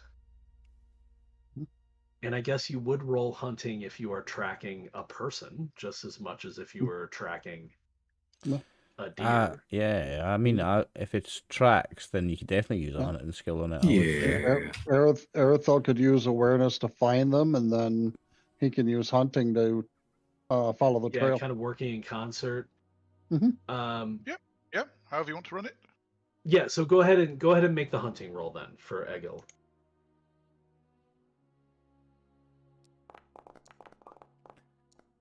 Much better at hunting. There we go. Okay. So that actually works out quite well. You two do find something that might bypass going to the Quint's farm said totally. So as you're traveling along the road, we'll say that we'll say Arathil first notices not so much tracks as the clear kind of ruts of a laden cart, or possibly more like a barrow, a wheelbarrow of some kind. Mm-hmm. And they kind of go off to the side. Assuming you follow them, they kind of go east of the greenway. You come upon them before you reach the track that Sargon is telling you leads to the Quince's farm. So do you want to check out this side track, or do you want to go to Quince's farm? I think we should follow that side track. That's I worrisome. think follow the sidetrack, certainly. It's if he's got a hand cart and he's gone off the greenway, there's something wrong. Let's Okay. just check and see. If that's the case, then you find you move off the greenway, and it's minutes of travel before cresting a small rise. You become aware of quite easily, but obviously with Arathil's awareness test, there is a cart there in this field that has been smashed into splinters. Oh. There are husks and beaten and bruised and smashed vegetables and fruit all around the cart. But there is nothing else. No sign of the person pushing it. Dear, Well, oh dear. with the hunting roll, as Egil is looking around the cart, you do actually find tracks. Both of what can only be a smaller human, so possibly a teen. Also indications of a small hooved creature, maybe a donkey or a mule. And large tracks, barefooted, that are about the size of your chest. Ooh. Whoa. Big. Uh-oh. Like human shaped, like with toes at the front. Ish. Well, I shall inquire as to the more experienced members of the party. Have they ever come across tracks like this in the past? Now, forgive me if this is more than my character would know, but that looks like a giant or a giant's footprint to me. A giant, if it's the size of your chest, a giant. I've heard of giants. I may not have seen one before, but I've heard of them. More troll than giant. A lore check using shadow lore. Yeah, go ahead. I want to make a lore check as well, if that's all right. I don't think it's my strongest skill, but I think I should roll. You can give it a try. Oh, I have one in it. Like I imagine we've seen some trolls maybe when patrolling around there, brewing in. Let's see. Now, if you want to use shadow lore again, you have to spend a point of hope. Ooh, I got the thing. Yeah, I'm not going to spend the point. I got the automatic success. Oh yeah, Derek did. Troll. No. I'm gonna see if I can find something. Oop. That's a 1. Somebody still has the company selected. You're all rolling from the company's point of view. Oh, Dusk Sworn is very cool, Max, for a last name, by the way. Yeah, there's a good reason Dusk he's called Sworn. that. I I'll like explain that later on. Don't know why it rolled Derek, from the party. I'm on. Oh no, I rolled from I might have guessed it would be Derek who would know. Stout it's dwarf. definitely a troll. Troll. That's what that footprint is, boys. That's a troll. Ain't no mistaken. Indeed, and we don't see anything of the person missing. I suggest we make hurry and find that troll before something happens to the person.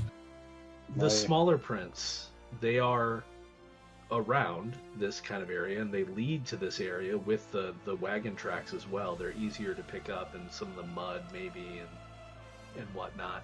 It was a bit overcast yesterday, which could be important. Do you think they were chased by what the troll chased them into here? Well, do these so the troll smaller prints, do these smaller tracks leave, or do they just vanish? They don't. They just vanish. They just vanish. Yeah. It's been picked up. Do trolls pop people in their sacks? I mean, I've heard all sorts of songs about trolls. Trolls will pop you in their never met mouth one. and chew and swallow. Never mind, put you in its sack. So Aerothol's going to kind of walk around a little bit. Any signs of blood around at all? So the tracks seem to just disappear. They don't lead off anywhere. I mean, it's difficult to say exactly, but your best guess, as well as Egil's best guess, is the boy was probably just picked up, as was the donkey. Quick, follow those tracks. I say, Yes. pointing in the direction they're going. But we have got tracks of the troll feet, or is it just one we saw? Oh no, so the tracks of the troll are fairly clear. They head off to the north, slightly northwest or northeast. The boy's certainly in trouble. Come on, and I'll get a jog on. I'll start jogging. Is it heading into the Chetwood? Well, With the You bell. actually don't need to jog. You I have have a mount. I have a mount, yeah. Come on, trot. Kevin! 3 of you have mounts. Aerithel's got legs that are probably about as long as that. I Pig's will leg, generously offer the use of my stirrup to Arethil or Sargon if they wish to kind of hold on and hop Well, on. I said that's nice and all, but you see me start dashing. I'm swift, so I go fast. Yeah, For story purposes, Arethil and Sargon can essentially keep up with you. Okay, Very okay. good. I mean, I'm To a not... point. Let's- over short distances. Let's mention my mount. It's not some stallion. It is a boar called Kevin. Yeah, it's a boar. It doesn't go very Yes, fast. I make sure I'm riding upwind of it. It doesn't go very fast. It stinks, but it does the job. It gets me there. He's steady. You're a good boy, Kevin. You're a good boy, good lad. You Good gotta lad, Kevin. you have to pay an extra bit of coin every place you stable in because people are like, he's horrid. Stinks. Can we clean? No, don't touch him. That's not true, by the way, about pigs. But it's a myth that pigs stink. I They know. don't at all. I Pigs know are- pigs are actually great. They take care of themselves. I had a Alright, friend in so- high school had a pet pig in the house. Used to have a pig in the house, like a house pig. Yeah. Now, if you guys want to go fast, then Sargon and Arethil probably do want to mount up with somebody, which you Yeah. can do. Mount Yeah. up. Yeah. I'll basically, get on behind somebody's back. Yeah, I think I'll live. If allowed. Yeah. Oh, Yep. Kevin only takes So one rider. Arethil, Kevin doesn't take You're back. not running with a stinky dwarf. I'm good. I don't know Well, that Kevin can Arethil carry can- another rider with you on him. Arethil can hop dwarves up are behind stout. me because Okay. I'm kind of lightly armored and Right. not And well built. Sargon's actually fairly light too, because he's an elf. Right. So, you guys dash after these tracks. It takes you the better part of the rest of the day. Because these troll prints, you understand, as you're following them, it becomes very clear with the length of stride that this troll has. It's quite a large creature. And so it moved a long distance fairly quickly. Anybody comments I- on that? Technically, you're still kind of in the same hex, maybe on the other side of the greenway, but like, it's a distance, it's- right? And I see his form because it's like, I got scan and I got farsight, and because it's one of those I could see big blur, like a big heavy creature. Like you don't know if it's a troll, but do I see something that is like a big, a big source of shadow or something I can see that is moving? So you don't, and the problem with trying to use your elven eyes like that is that this country is not smooth. You could, Not for all forests. intents and purposes, consider this to be kind of a plains kind of area, but it's very hilly. So while the hills are not massive, there's enough dips and rises that you can't see quite as far as you think you might be able to, unless you find a high vantage point, which is also difficult because trees are, there are small copses here and there, but they're not the massive trees that you recall from Mirkwood. It's essentially it's Michigan. Oh no, Kind that's of, understandable. It's just he's just looking around. He's just scanning to see if he sees anything like that. No, unfortunately not. You do, though, just as the sun begins to dip below the horizon, you do come upon an area that I think probably Arethil would be familiar with, a ruin. Ooh. An Okay. old fort from a previous age. Oh. So my eyes kind of go wide. I'm like, ooh, I need to behave. The walls are shattered in places, tumble down. It's just the kind of place a troll would lair, boys. Hmm. The footprint of this area, though, is quite large. There's a central courtyard. You can see roughly amid the grass where buildings might have once stood. The walls are solid, it should be noted. Hmm. It's not like they have corridors within them. But should you choose to enter the ruins. Anyone? Oh, definitely. I'm Because that's where the tracks go. I'm not even hesitating. Yeah. I'm running in, but I'm thinking and looking at the time and thinking, should we do our halftime break now if we're about to run into somewhere? Oh yeah, we can. Absolutely. Yeah, It's about that's that probably a good time. idea. Yeah, Yeah. Yeah, sounds good. absolutely. Didn't mean to interrupt you there, but it's about that Oh, time, no, and if we're no, going no. into a new Hey, scene, might be a you nice got time me to do before I it. started going into description, so that's good. Cool. All right. Well, I was about to bounce out and go like, "Hey, dude, stealthy elf." Okay, Twitch, we will be back in around 13 minutes. Stay tuned. And we're back. Thanks for your patience, viewers. Before we get back into the action, I would just like to say a quick thank you for the raids. To Brutally Honest, Star on the channel, thank you for the raid. And to Oak Song Games for the raid. We really appreciate you. Thank you very much, guys. Much love. All right. Our games master So is when we just left off, building a troll, I you believe. all were. Well, you all were on the outside of these ruins. Running in. The tracks of the troll definitely headed in there. What you doing? Yep. Oh, time to be a hero, boys. I am running in Oh, as fast as my little dwarf legs will take Well, me. it's just like, hey, this is my natural area. So you see, like as the dwarfers start running, he just slinks into the woods and kind of just like creeping in. Into the shadows. So the woods are light. I wouldn't classify this as a forest. However, it is becoming dark, so your ability will come into play there. Yay!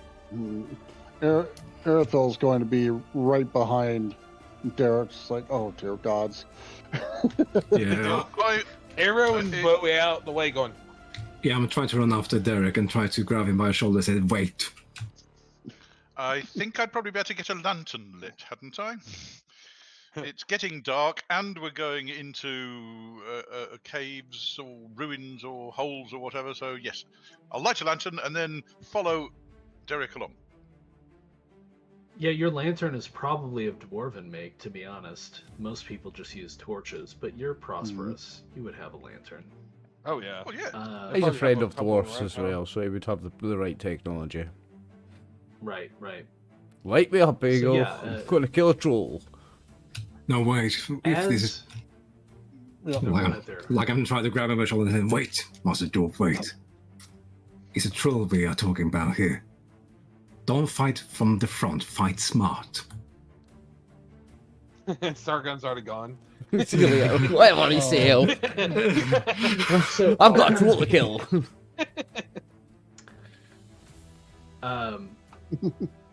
as I was saying, the sun was going down, but even so, there's still enough light that as you enter the ruins, you can easily spot in probably what once was the courtyard.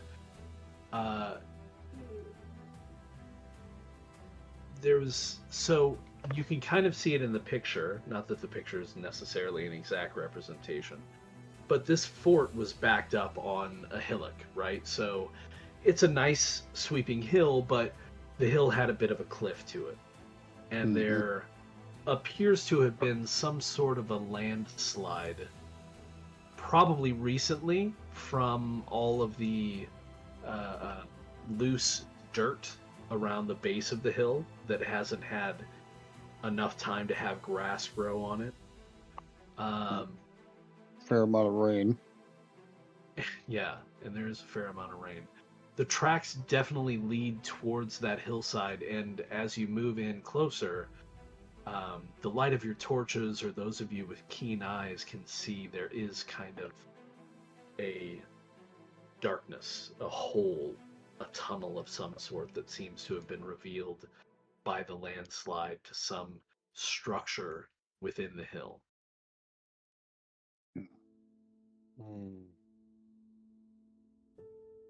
And am I seeing just the one set of troll tracks, or are there more different tracks? So there is just one set of troll tracks that seems to... The tracks you were following seem to head into the tunnel, but there are also more of what you assume, or maybe hope, are the same track all around the courtyard. Perhaps unsurprisingly so, because also in the courtyard is a large pit and the remnants of what you would consider to be a bonfire, but for a troll might just be a campfire. Mm.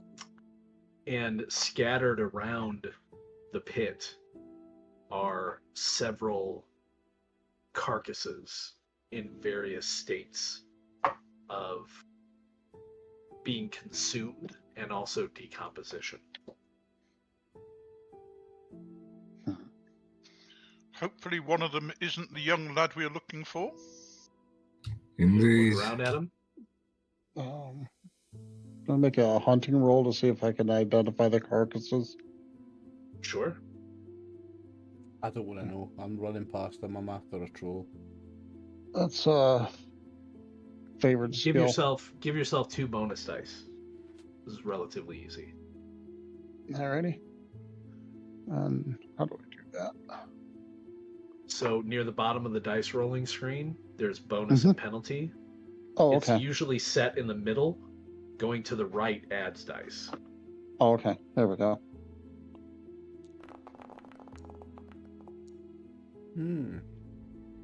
Okay. Ooh. Extraordinary success. Extraordinary Nice. success. Yeah.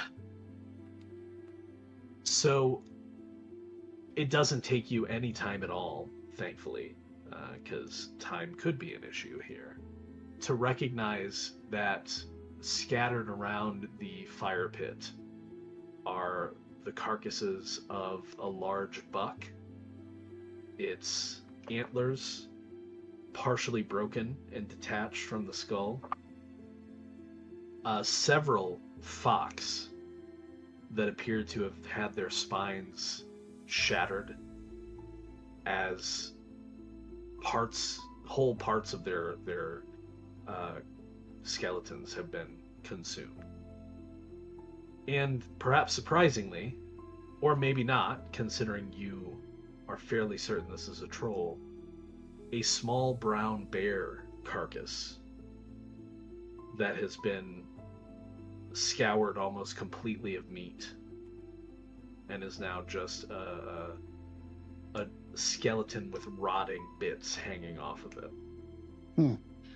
Well, given But- that was an extraordinary success, I would guess, hopefully, he can tell how many different sets of tooth prints there are.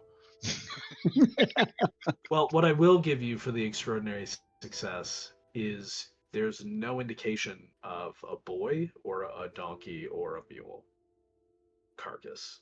That's good to know. That's good. So And we this- need to get going. Indeed. There's still hope. Let's be quick. Yep. Very good. A minute ago it was Trying to wait say- a minute, now it's let's be quick. Make up your mind, Elf. Come on. Let's go. Well, I figure his stubby legs will catch up in about 10 seconds, so we're good. Yeah. Yeah, he's about halfway there. We just walk there. I'm like, hey, what's up, little friend?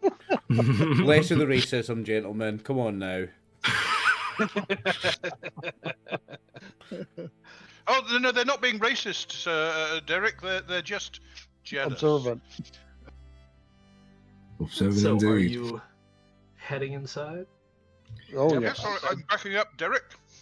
I got So an aeronaut. as you enter, it is fairly easy to see that this collapse, landslide, revealed this tunnel, but the tunnel used to be longer, right? It must have connected to a structure outside of the hillside that long ago has fallen down and been covered by grass and soil.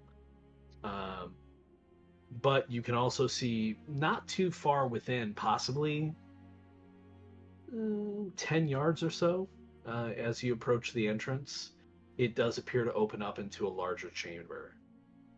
And I will tell you for free that you hear deep, rumbling, growling breaths and a voice muttering to itself,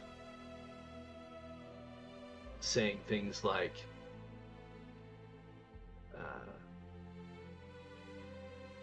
Marrow go, Marrow eat too much. Marrow not welcome.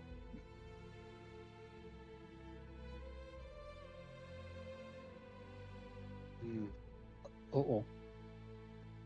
Marrow must get boy. Oh, donkey. Put on spit. Longer on spit. Tastier for lick.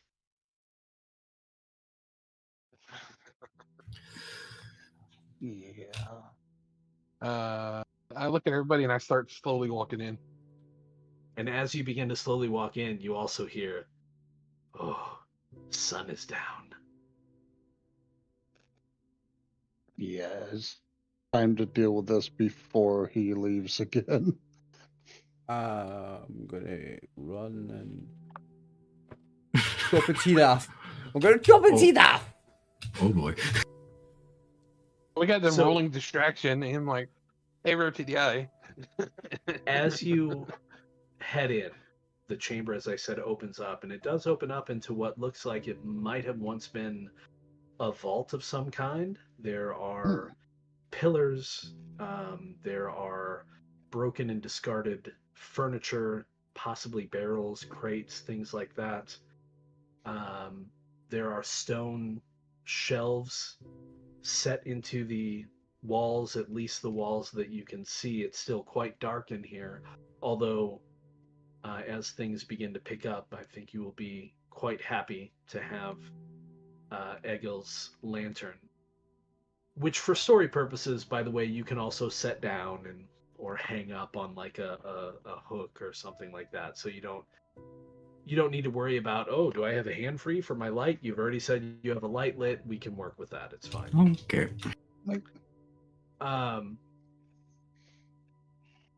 It's quite large.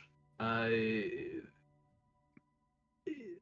would say it's probably an easy bow shot from one end to the other, deep into the heart of this hill. But you can see, maybe just outside of the reach of your lantern, a large form hunched over two smaller forms. Yeah. I think we need to put a couple arrows in its back. Yeah, I have a bow Yeah, ready you as well. see me sitting there, kind of like, train it and Oh. go like, Are we going to go straight into combat then?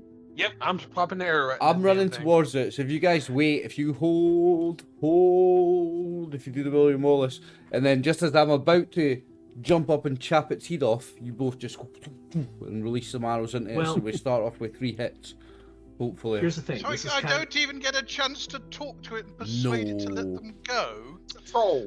You don't talk to trolls. You That's kill not trolls. They've already very started heroic. charging. That's So not very this- heroic. This is kind of a combat tutorial. So, ooh, I need to make sure. Hang on, I think I have this combat chart set up for something else right now. How do I just view it and not activate it? Okay, good. Yeah, let's get rid of those. You don't want to see those yet. My. You want Oh, to boy. see. Stop teasing us. You want to see that. Okay. So now I will activate the combat chart.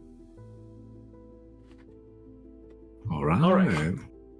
So There we combat go. in the One Ring is nope. Move back. You're not there Where you yet. going, No sir? hesitation. No. Sorry, sir. Move back. You're not there yet. There's a reason. You're going to want to use this reason, I believe. Okay, so combat in the One Ring functions in 2 phases. There's opening volleys, assuming you have enough distance between you and the enemy, and then there is close combat, right? Opening volleys, and the reason why you don't want to have him charge up yet, or this is part of him charging, is everybody that has a ranged weapon is able to make an attack. That includes people with spears that can throw them Mhm. against the enemy before they close the distance. Yes. Go Right. spear out Okay. as I'm running. So right. as you're running, you pull a spear out and Yeah. throw it at it. yeah. Wow. So we start with opening volleys. Okay. Oh, hang on. Did I just mess it up? No, we're in opening volleys. Yeah. So we'll just go down the list in the order that it's given me. Targeting does work in this module, so since you only have one target, everybody wants to mouse over the troll and hit T to target it. Okie dokie. He's an ugly Assuming you're bugger. not going to target each other. Nice. And we'll just... Oh, he still got the wrong name there. Fix that. No. Love, love, love, love, love all the artwork. It's all just amazing. It is fantastic. I love the artwork on the Oh. One Ring. So good. I've got the core book there, and I've never even read it. I bought it just because the artwork was so good. I was like, I need to get that. Mm. Art is good, yeah. It's fantastic. Okay, so for opening valleys, you all start in rearward stance. We're just going to go down the list in order. So Orlan is actually the first in my list. You get to make a ranged attack against the troll. Okie Nice. dokie. Do I just click on the bow skill or the great bow on my war gear? So Okay. you're going to click on the weapon, not the picture, the item. Okay. The item, The okie name. dokie. Yeah. And that'll bring up the attack panel. Yes. And no modifiers, anything? Just roll. In this case, there are no modifiers now, so you just Okey-dokey. roll. And then we'll see some stuff happening in the chat window. Oh boy. Okay, you missed. Now, it is important to note that you rolled a 6. If you hit in combat, every 6 that you roll that has the little T icon gives you the ability to do something more, do additional damage, do a piercing strike. You'll get a pop-up that you choose from when that occurs. Okay. And so when that happens, if anybody has questions about stuff, you can ask, but it's relatively self-explanatory. But yeah, unfortunately, your arrow sails wide. And as this is not like some games, no, there's not a chance of your arrow striking the 2 smaller forms that are close to the troll. Thankfully. Thankfully, it just Yeah. flies off into the dark at the far end of the vault that you're in. So next on the list, and I'm gonna pop out that window, is Arathil. You can make Alrighty. your ranged attack. Yep. Now, if you're using a bow, you're good. For those of you that have spears, once you throw your spear, you're gonna have to drop it, which means you no longer have it. That has 2 benefits for you. One, the load rating is cut until you pick it up again. 2, Oh, okay. you just don't have it, so you won't be able to say, well, I want to go to rearward and throw my spear again, unless you specifically take an action to go grab your spear. Mm-hmm. Now, So- can I do the prepare a shot, or is this just a quick? So opening volleys are just quick. You don't get to use Okay. the special things because you're not technically in the rearward stance. We're just doing Gotcha. opening shots quick Okay. as we charge in. Alright. Good question, though. So there we go. Let's fuck him up, I don't know why, but it boys. has it targeting myself. Hover over that token and press T. I did. All right, hang on. Let me just. Oh no, I deleted Orlan. Oop. Yeah. Oh, no. So you're. It's fine. You missed anyway. Yeah. Yeah. No, you have the troll targeted. Okay. It was just under my thing, under my character, it said me. I'm like, I don't want to shoot me. Alrighty, here we go. Yeah. Go ahead and roll it. Let's see what happens. 6 and a 6. Ooh. 12. Yeah, it does say target you. That's weird. Why would it do Yeah. that? Huh.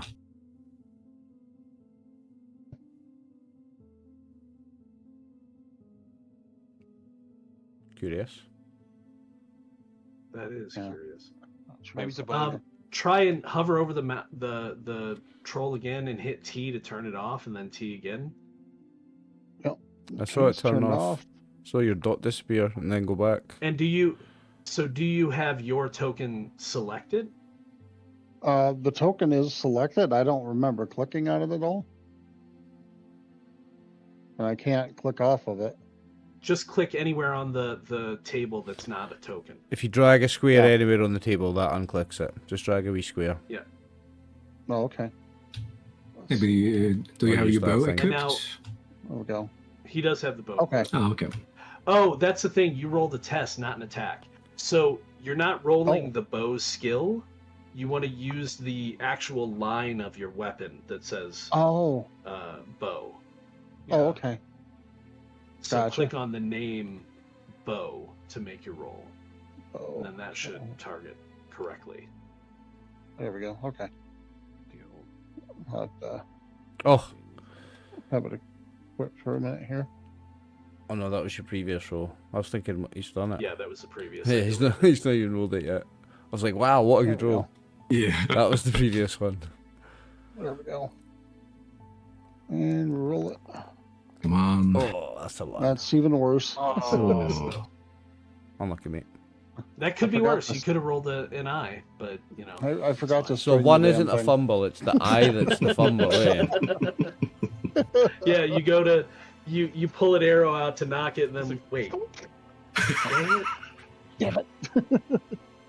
Okay, so Egil, who I believe has a spear, you can throw if you like. I will Use- hurl my spear. Use the one-handed line because you can't throw a spear with two hands. It's a one hand. Javelin. Okay. Unlucky. Unfortunately, your spear falls far short and doesn't quite make the distance. Go ahead and drop the spear for now. Don't delete it. We're Just doing- click on the drop, and then you'll We're be able to doing pick it great. up later. Already done. Good deal. Derek, also with a spear. So, where's my weapons? Combat. War gear. Spear one-handed. Oh, it's not equipped. Hang on. Need to equip it. And then I just click it and there's no bonuses or anything here, right? Nope. Oh, Wow, you guys are doing fantastic. yeah, no, So very drop good. the spear. I know, Oh, right? boy. So We're I very just lucky today. change it from equipped to dropped, right? Correct. Okay. And last but not least, Sargon, who is actually skilled with a bow. yeah. So my Well, keen some. eyes wouldn't affect with this, would it? So no, distinctive features are not usable in combat. Okay, I just wanted to make sure about that one. Good That question. is a good, Neither are Okay. useful items. okay, let's roll. Another one. Wow. We Jeez. suck, boys. Oh man. Oh, Perhaps you all are just a little bit too reserved. However, that is it for opening volley. So now we're into close combat. Now, there is no initiative roll. And the reason why there is no initiative roll is because players always go, heroes, I should say, always go before foes. I like that. okay. I like But- that. But what you need to do now, and this is kind of a two-step thing, you can use the visual, but you definitely want to use the token-based one. If you right-click on your token now, on the left-hand side, there are 4 buttons for forward, open, defensive, and rearward. Currently, you're all in rearward. You need to select the stance that you're going to use. What happens in those stances is described on the sheet. If you're in forward, you get plus 1d to attack, but they also get plus 1d to attack you. Open is no bonus, no penalty. Defensive, you're at minus 1d to attack. They're at minus 1d to attack you. And if you're in rearward, you can still use ranged attacks. Here's the problem with rearward, though, is you have to have at least 2 people in a close combat stance to screen you. Since there are only 5 of us, you're only going to be able to screen 1 person in rearward. Mm-hmm. If we had 6 players, you could potentially get 2 back there. Yeah. And that's Okay. only if you outnumber the enemy. If the enemy outnumbers you, everybody do is it in at all. close combat. Yeah, Okay. I remember that. So do we So- have to manually move the token into the appropriate spot? You can if that helps you, or you can just use the sheet is there just as a reference. What's really important is that you set your token correctly. Right click the token and do the thing on the left hand side. Yeah. Oh yes. I think it's kind of Now, fun. you'll to have also a little- notice- I will move them over though. You'll also notice at the bottom of the screen there is. I'm sorry, you're joining the enemy, are you? Right. Oh yeah, I went too far. I'm in this one. sorry, boys. Execute orders. Bit You'll over- also notice bit at the bottom of the I overexcited think screen I'm there. gonna take there are. There's enough people with close combat, so I'm gonna stick in the back. Okay, cool. You'll notice at the bottom of the screen there are combat actions as well. Just to be clear, you either do a combat action or you attack. You don't get to do both. Does that make sense? Mm-hmm. So Yes, and I'm going to try to enhance my enhearten my friends. okay, now this is where the initiative bit comes into play. Although you don't roll initiative, actions take place in an order. So the encounter tracker has already accounted for this. You go from forward to rearward. Forward stance first, then open, then defensive, and so forth. Okay. So the tracker Orlan doesn't seem is to have done who- that because I should be at the top, right? Oh no, there's Well, three no, of us. because There's Orlan three of is us also in there's three forwards. of you Nice, in yeah, nice. forward. Yep.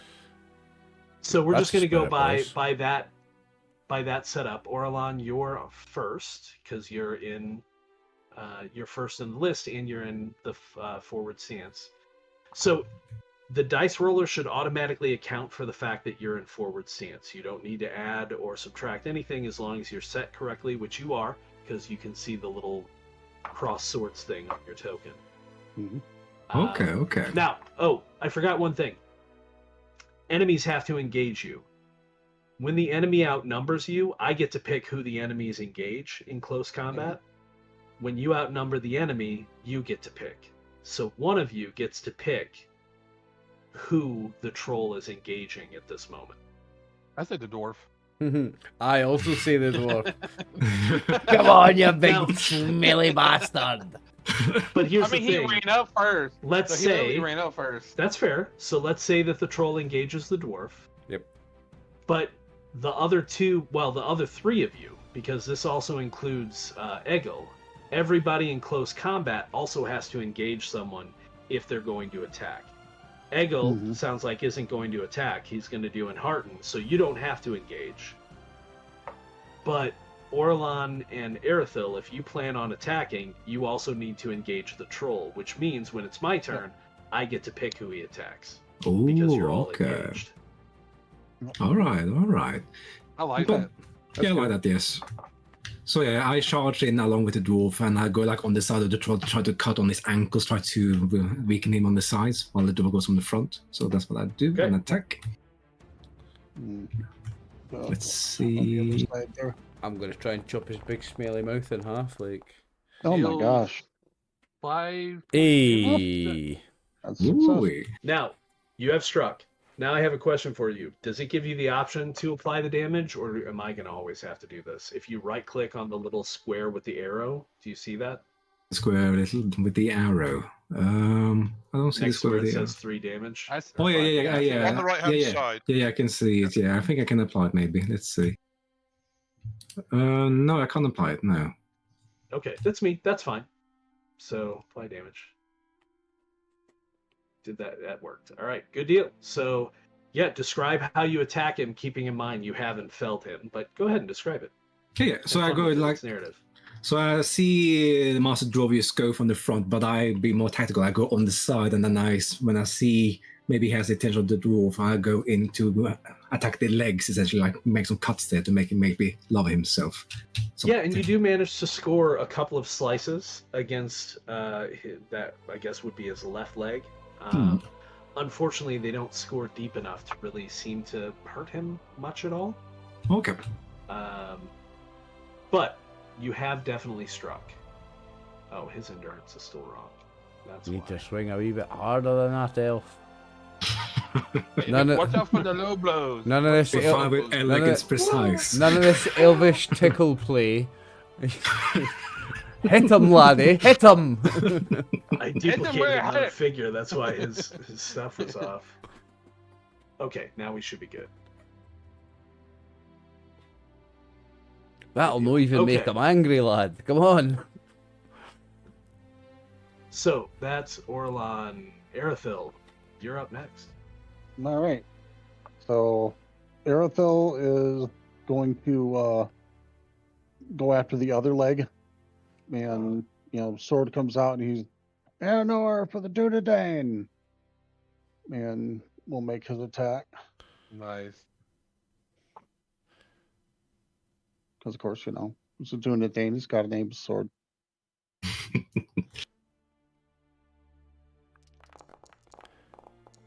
Okay. Ooh, hello.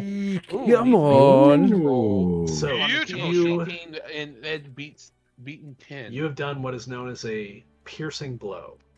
Ooh. So in the One Ring, if you roll, generally there are ways to modify this. If you roll a 9 or a 10, a 9, 10, or Gandalf rune, which is what you rolled, Mm-hmm. on a successful strike,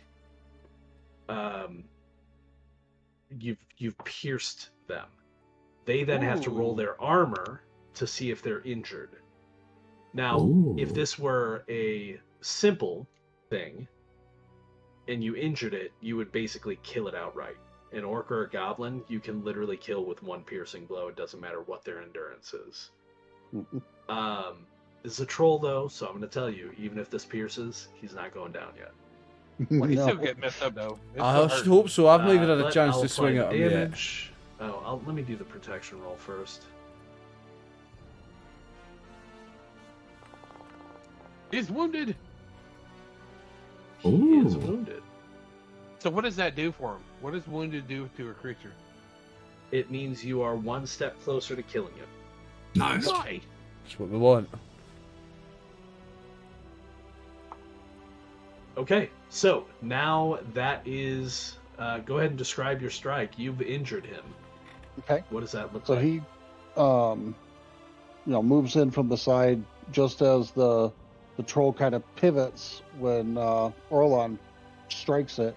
He goes for the back of the knee and just almost like a lumberjack swing and just pulls it across like a razor blade, Hamstring him. and then kind of spins away and has the blade held defensively.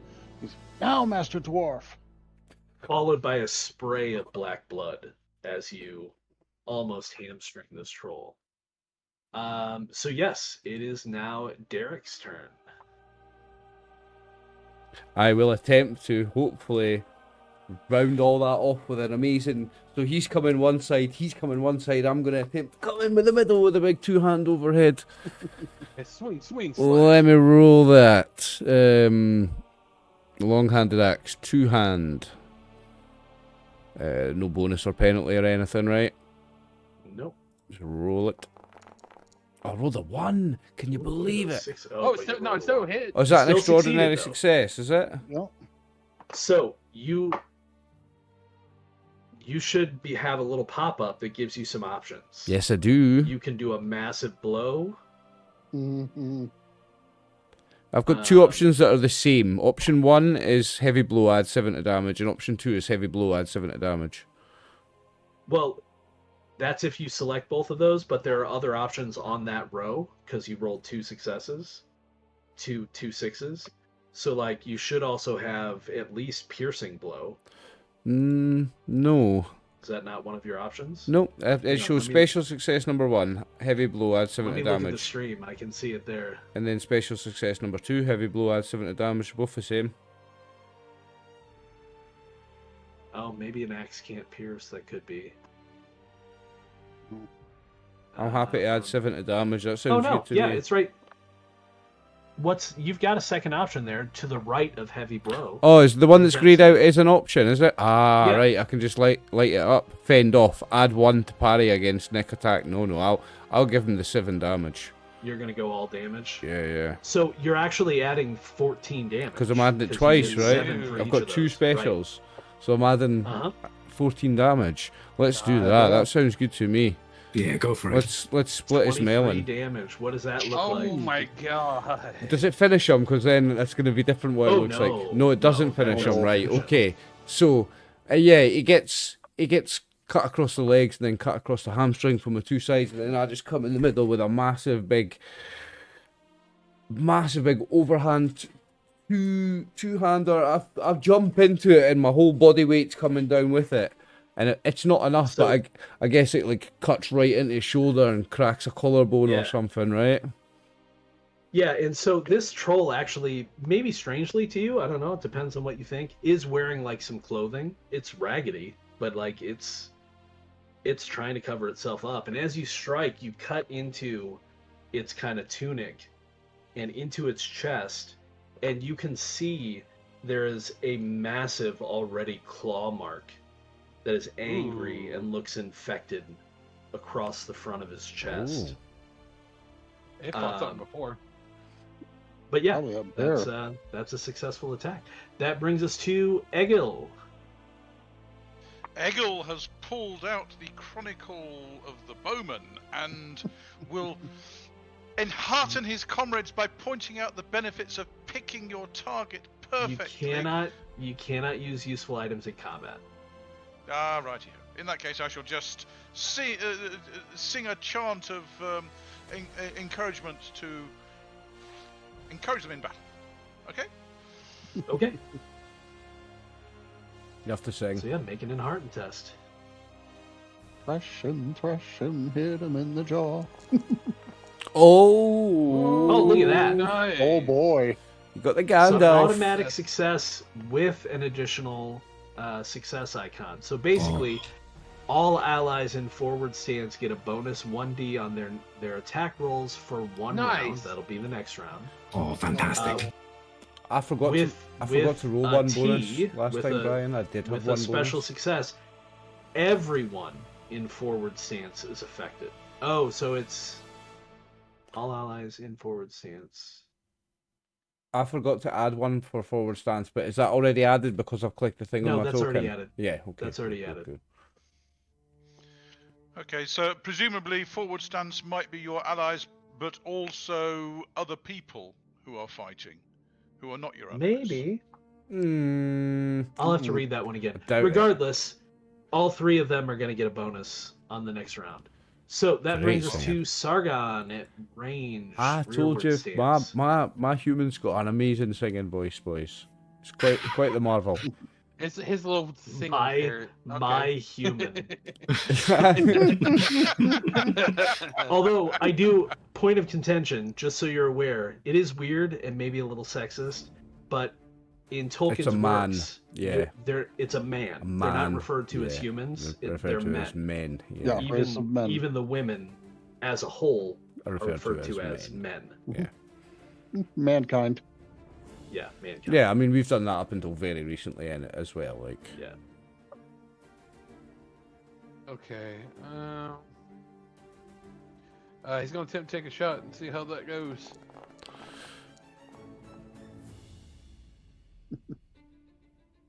Unfortunately, your failed. shot unlucky. goes wide. Now, at this point, I will remind all of you, while you cannot use distinctive features or useful items in combat, you can use hope. Mhm. And hope will add bonus dice to your rolls.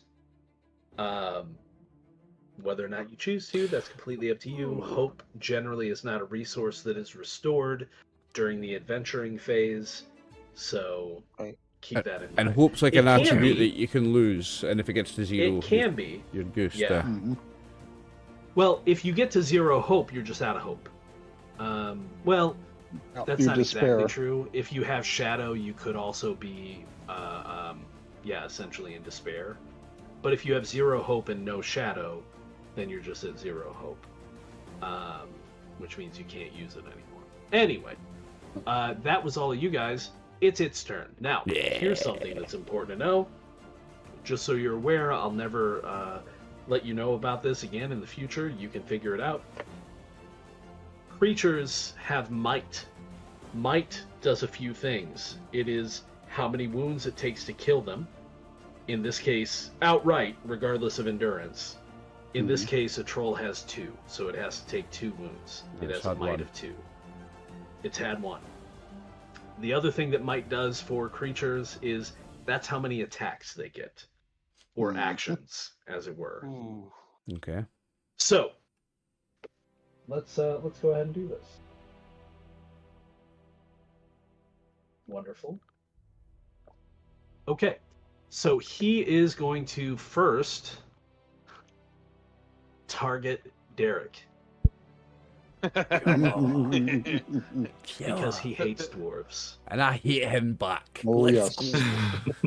go. They're tough. Well, they're tough meat. unfortunately for you, his hate is more powerful than yours because that means his attack rolls against you are favored. Oh. Oh no. And he has a Nasty. big club. Favorite enemy. Oh boy. I've got a big hard helmet and armor.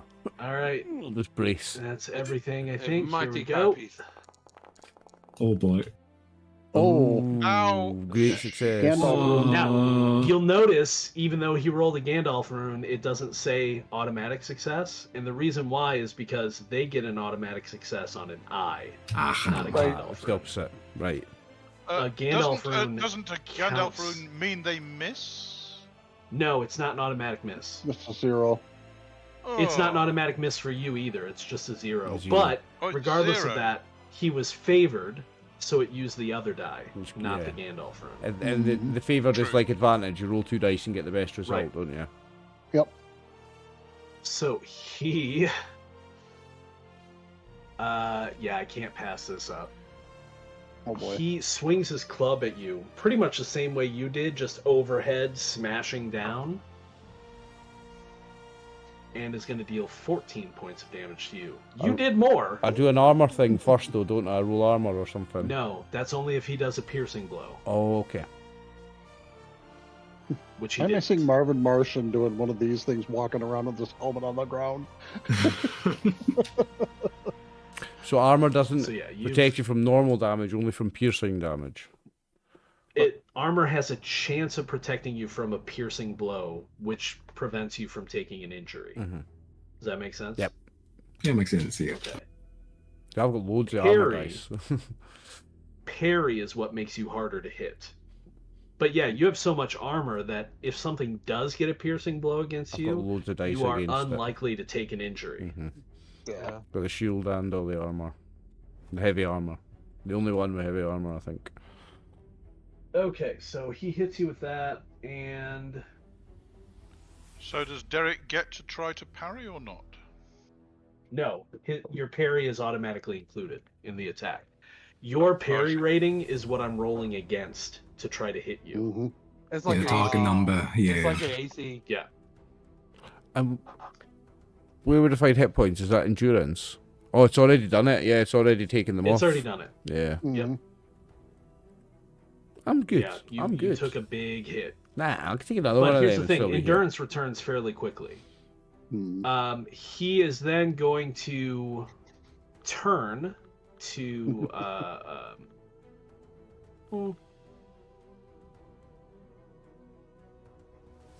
he likes elves as food, you understand. That's for yeah. I'll bring it over. He hasn't had an elf in a long time, so I think he turns to Orlan. All right. And he takes a couple of hopping steps towards you. What is And that? essentially, if you've watched another stream recently, you'll have seen this coming. He attempts to crush you by belly flopping on top of you. Oh, that happened to my character in the other belly game. flop. Oh, I know boy. all about a Beverly Flop.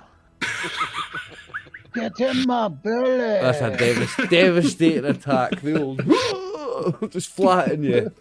Oh my days. All right, so here we go. That's a devastating miss. attack. Yeah, that Oh, misses, you I lucky. think. You So missed. explain to me how you dodge out of the way of him taking a few steps and Yeah, like I see him just going towards me like hoppy steps, and then body slams me nearly. Then I used to take and roll to the side, like dodge, like Dark Souls style, essentially. Nice. The Sick. good old roly-poly. Sounds Yeah. good. Volleyball league. Classic. All right, so that is the end of that round. So we just go back to the top. However, before we start taking actions, you all do have the opportunity to change your stance if you choose to. And then we re-engage. I will remain in forward stance. Because you guys get that extra dice if you That's stay where you're at. yeah. Because you get extra If dice. you're in forward this round, yeah, you get an extra Yep, die. you get Oh, extra I ain't dice. going nowhere. I'm staying in forward stance. You No, it's like he's believe pissed. it. It's like, You hit me, you ugly son It of a hit me. bitch. Now I'm angry. Now I have to kill him. Okay, I so- think my best tactic is to carry on trying to enhearten my comrades. Okay, you can certainly do that. Yeah, absolutely.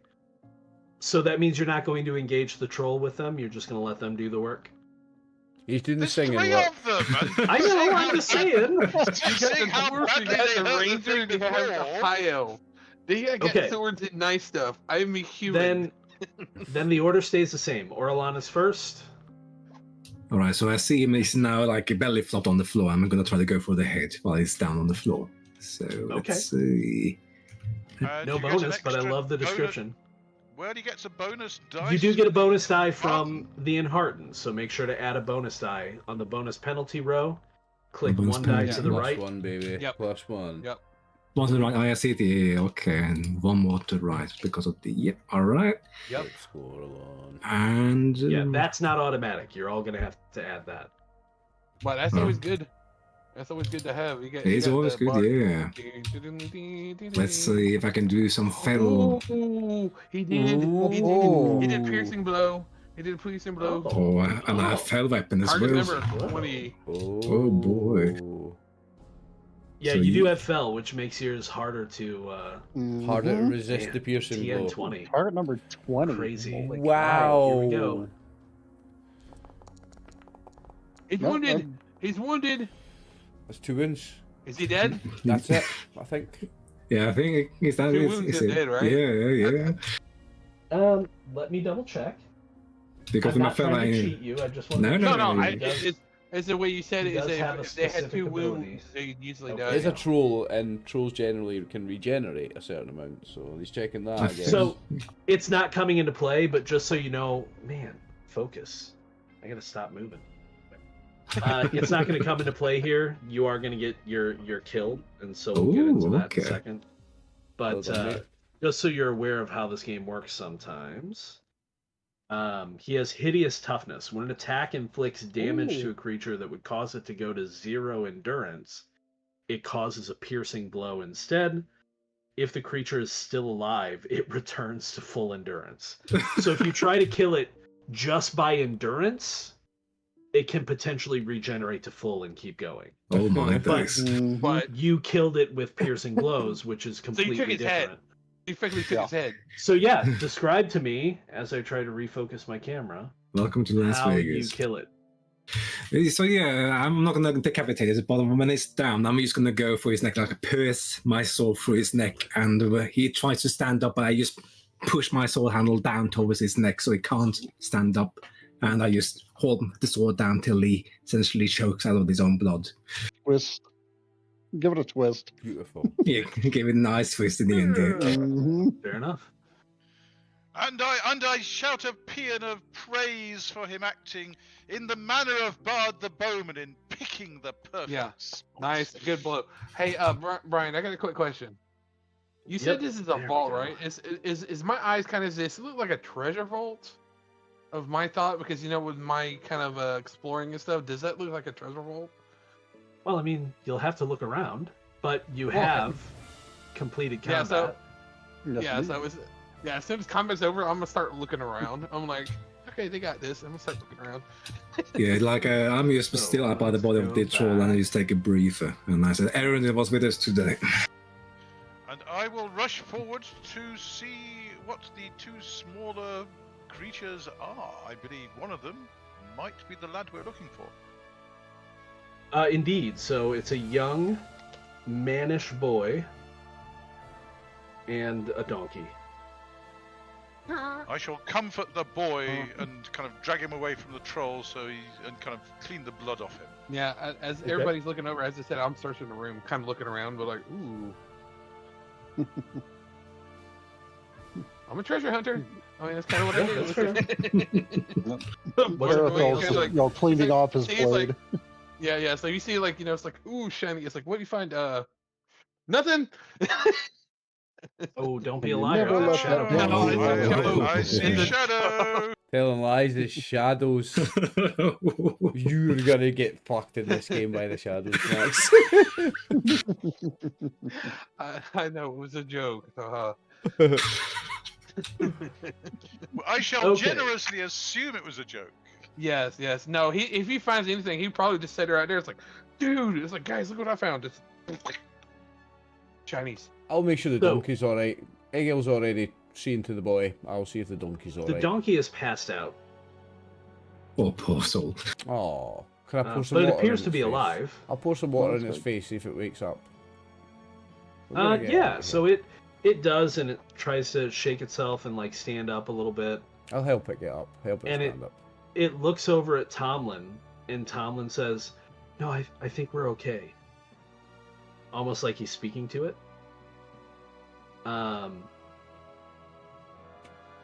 But then, yeah, you untie Tomlin, I assume? He's tied up? Mm-hmm. Of course, yes. Okay. I shall comfort him, and his cart has been destroyed, he probably knows, but he is still alive, and his donkey too.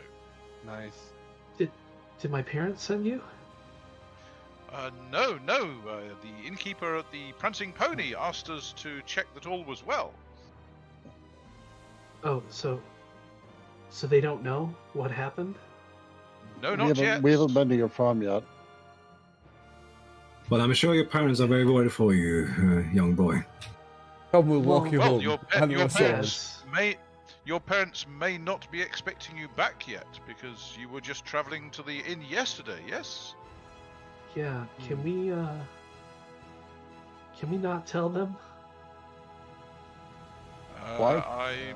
I do not think that would be wise, because you have a broken cart to explain. Indeed. Can we figure out another way to explain it? You have to understand, my parents are, well, they're aging, and if they think that something like this could happen again, they'll never let me go. How are you No. going to explain your broken cart? I point to Arathil and say the Dunedain are here to protect you from such things, and this is proof of what they do. So we can reassure your parents that all will be well. I don't know if that will be enough. So, while you guys are talking to Tomlin, Sargon, I guess, is wandering around Yeah. the chamber, just Yeah, looking around, just looking poking into around. stuff. He's just looking at his ruins. This is kind of what his deal is. He's Well, just sure. looking around.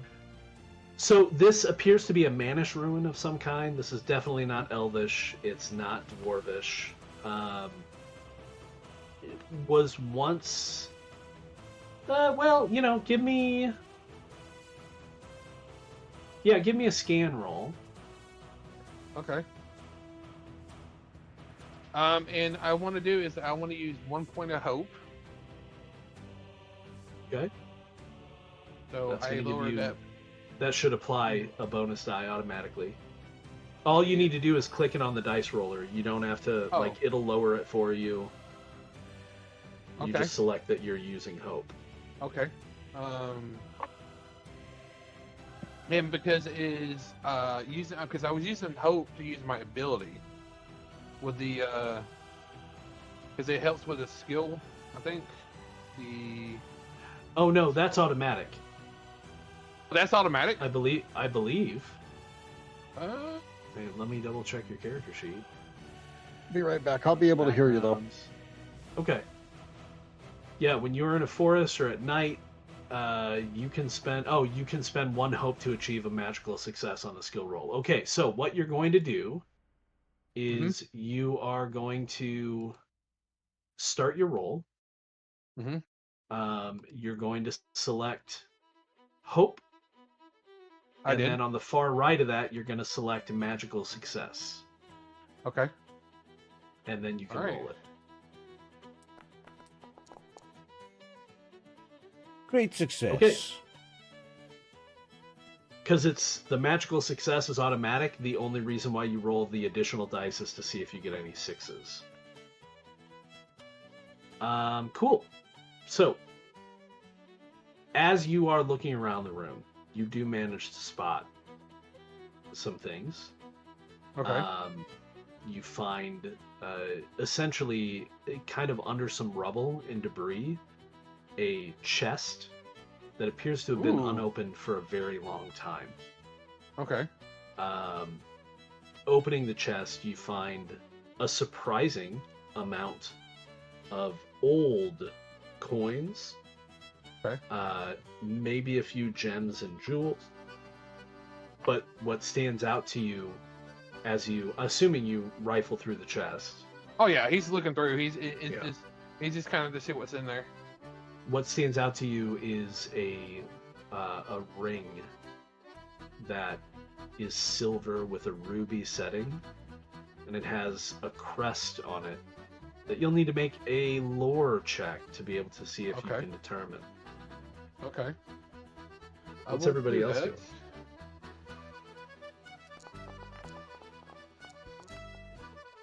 Watching Not sure about the crest. I'm watching the mud elf and seeing what he's up to.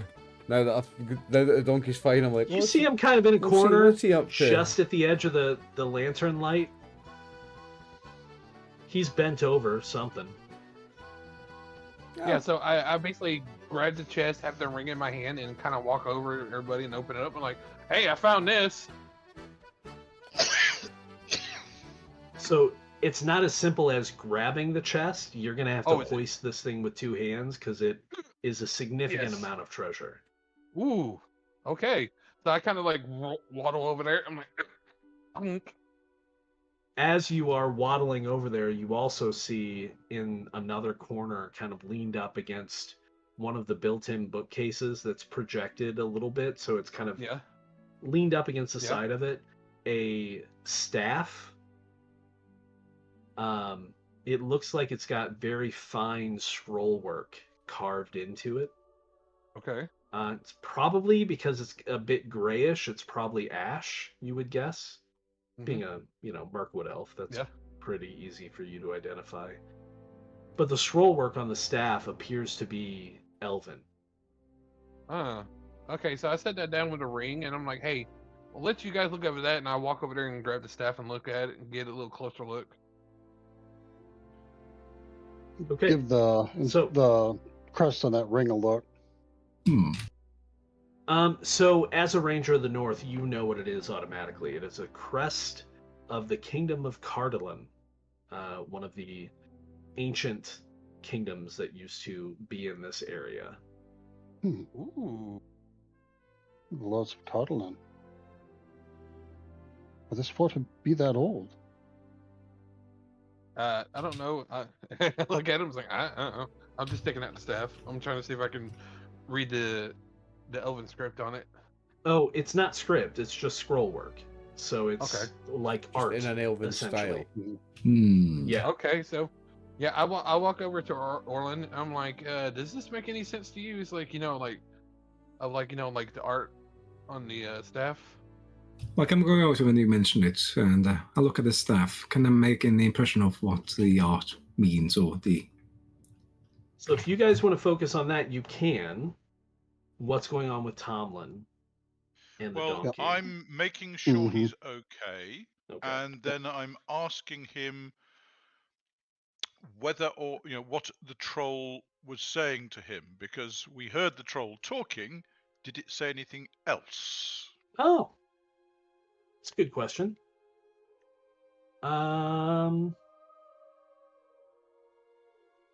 So Tomlin seems fairly well put together. Like he's not doing as badly as Rupert was. Let's put it that way. He seems like a very brave boy. And when we call him a boy, I want to be clear that he's probably 13 or 14. You're not He that on much that. older than he is. And it's clear that there is a spark of something inside of him, right? So, that said, he has been bound and, kidnapped by this troll, at least for the past day or so. So, maybe he wasn't quite as aware or quite as clear. Can you think of any way you might encourage him to remember? Well, I could try to enhearten him and boost his memory. You know what I'm gonna make you do instead? Maybe not the perfect solution, but some of these exist for a reason, and although you guys are very skilled at what you do, some skills are neglected, and I think they should be used more. I'm going to have you, while you're talking to him and trying to pull his story out of him, you need to make a riddle check. Ooh, riddle's good. Good skill. Okay, it won't do any good. You could use hope. You could get help from someone else. Someone else could have try a riddle check. But yeah, I think teasing information from someone, particularly if they're not aware of it, might take a riddle check. I've got 2 pips in riddle. Ooh. Should I maybe roll that? Are you there talking with him? Or... Well, Yeah. no, this is the problem. You were watching the elf, weren't you? No, I mean, I had a look over to see what he was doing, but then he came over, so I'm still in the vicinity, I think. And he was right by the donkeys, so. I've got a couple of pips Well, in if riddle. if you can help me with riddle, then and I use some hope. That To help him, essentially. You could do that. Yeah. Okay. So if you want to make the roll, Oliver, you're going to get a bonus die. Let's see how this works, actually. I wonder if it'll figure out how to take it from the right person. So if I click riddle for Derek, and I hit hope bonus point die, and that'll also be inspired, because Derek is your guy, Focus. your fellowship focus. It doesn't seem to target you at all. So I think Eggle's still going to have to remove that point of hope manually. And I'm just adding penalty bonus dice on my No. riddle roll. No. No? You're going to click on hope point or support from a companion. Yep. And Fellowship then focus. fellowship focus. Right. And that's it. Rolling that. I'm pressing the hope point bonus die as well. No. No. It's because you're not spending hope. Eggle did. Okay. I've got a 1. Oh my You gosh. gads. 4 1s and a 5 and a 1 on the D12. So It was the blow to the head. That was a big Yeah. blow to the head. He did it did was a get big me blow to the head. did get me right on the noggin, to be fair. Yeah. You're almost at half life. Aerithel's going to go over there with his healing stuff. Well, we'll talk about that in a moment. Before we get to that, though, you guys talk to Tomlin for a minute, and he seems to, as he's talking to you, he's also conferring with the donkey. That you pick up from his interactions with the donkey, as the donkey's name is Ajax. Okay. Now, what's interesting is the donkey never seems to make any noises, but it is looking intently at Tomlin. And so it's something along the lines of, no, I mean, he kept talking about wanting to eat us and cooking us on the spit and what? Well, no, I mean, yeah, that's what he said. Well, Ajax said that he said something about like some great beast that drove him out of his home. What? Sorry, not his home. Is where he was hanging out. And that there were some other troll. What? Not trolls, I guess smaller. The orcs? Goblins? Aerithel's kind of looking at Oron, just like, who's this? I start foaming On the at level, mouth or when is he he said that. a little mad? What did he say? Yeah, turn around. If I hear him say orc, then I just turn around from the staff. What did you say, young boy? What did you say? I shall As I foam at the mouth. go over to the troll's body and pull the clothing aside. And like I said, there's a massive, still healing, clearly infected claw mark of an unnaturally sized wolf. Would this be something to do with, did you say warg? Yes. I say looking at Orithil?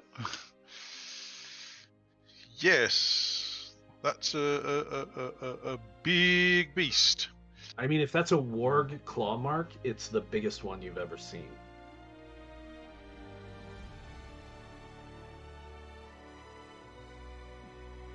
Does it resemble a warg slash or something different? I mean, it resembles a claw mark from some kind of taloned creature, probably a wolf. You know that wolves don't generally use their claws as weapons. They tend to just bite.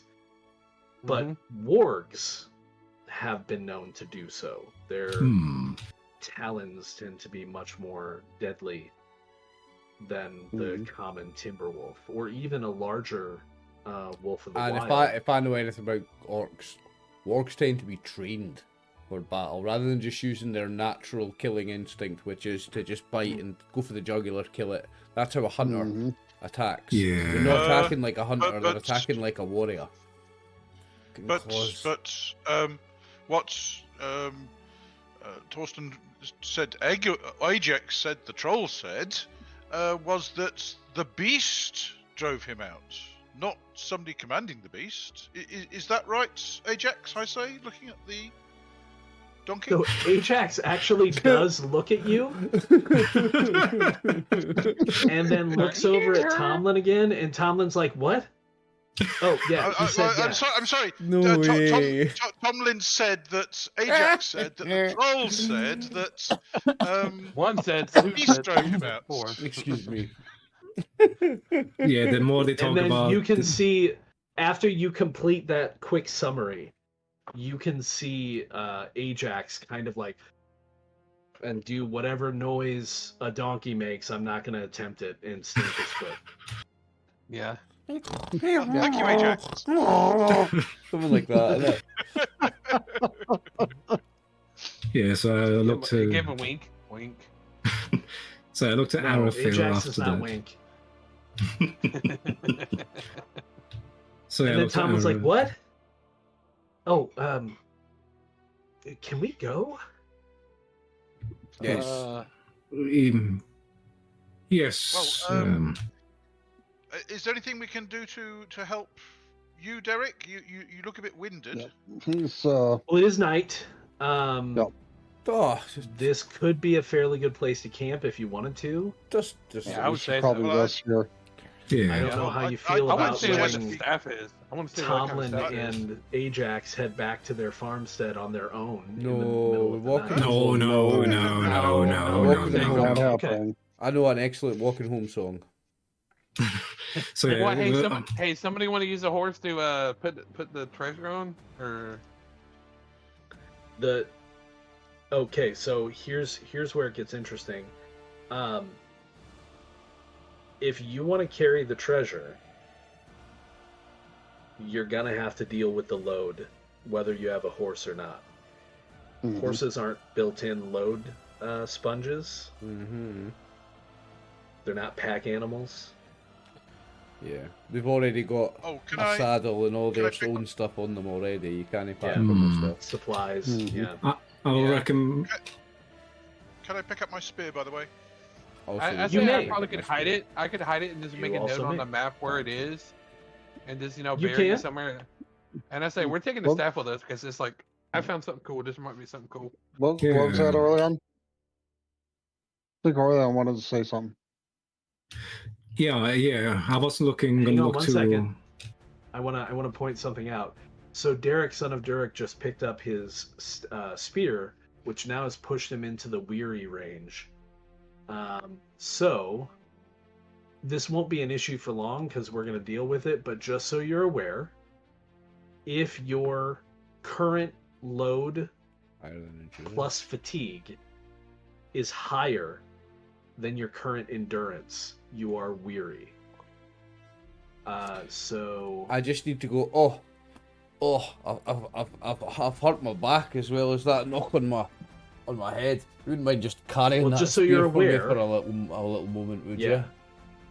just so you're aware, what Weary does for you, or against you, is if you were still in combat, any of your attack rolls, the d6s would not count. Is it 1s, 2s, and 3s? I think it's 1s, 2s, and 3s. Yeah, 1, 2s, and 3s. Okay. So I don't want to be you weary. basically lose the lower end of that for possible success rate. So until I'm Um, been healed or rested or whatever, I'm just gonna. Correct. But we are going to deal with that, right? So resting is not going to Okay. be a problem. I'm assuming you guys are going to camp here for the night. Yeah. Yeah. We'll get to that in a moment. But do we want to do any more role play with Tomlin, or do we want to say that you guys camp for the night? Maybe look at Well, the items what that did, Sargon found. Yeah, I What want did to do that. Orlon want to say? Yeah, Oh. like I was going to say to Arafil and as well as Sargon and Quendia, and you say Yeah. to them, if that donkey mentioned, or Tomlin said orcs with a great beast, we need to be much more careful from now on as we go north. I Yes, have a well, bad feeling. Bright light said that he talked about. He said something like a large wolf or certain creature was up in there. He saw. Indeed. that's Oh, another. Rupert, Rushlight? Yeah. Yeah. Yeah. He heard growling. He didn't see anything. Yeah. But I presume at the moment it is a warg, a greater warg than usual, and a host of orcs, or a warband of orcs maybe. Very possible. I'll see to Derek. You do Okay. that. So Yeah, I'm gonna when it study comes over to the rest and staff. healing, just so you're aware, I mean, you guys are camping for the night, so technically you're going to have a prolonged rest. Mhm. If you were in the middle of an adventuring, like if you were in the middle of like action, and you wanted to do a short rest, that would restore endurance equal to the character's strength rating, not the target number, the rating. Unless they're Okay. wounded, in which case wounded heroes do not recover endurance during a short rest. However, Right. since you're camping for the evening, I believe you're doing a prolonged rest. Mhm. Let me be sure here, because that says bed versus fire. And I've got the herbs and dressings and stuff. Which can certainly be helpful. Page 71. Some liquor.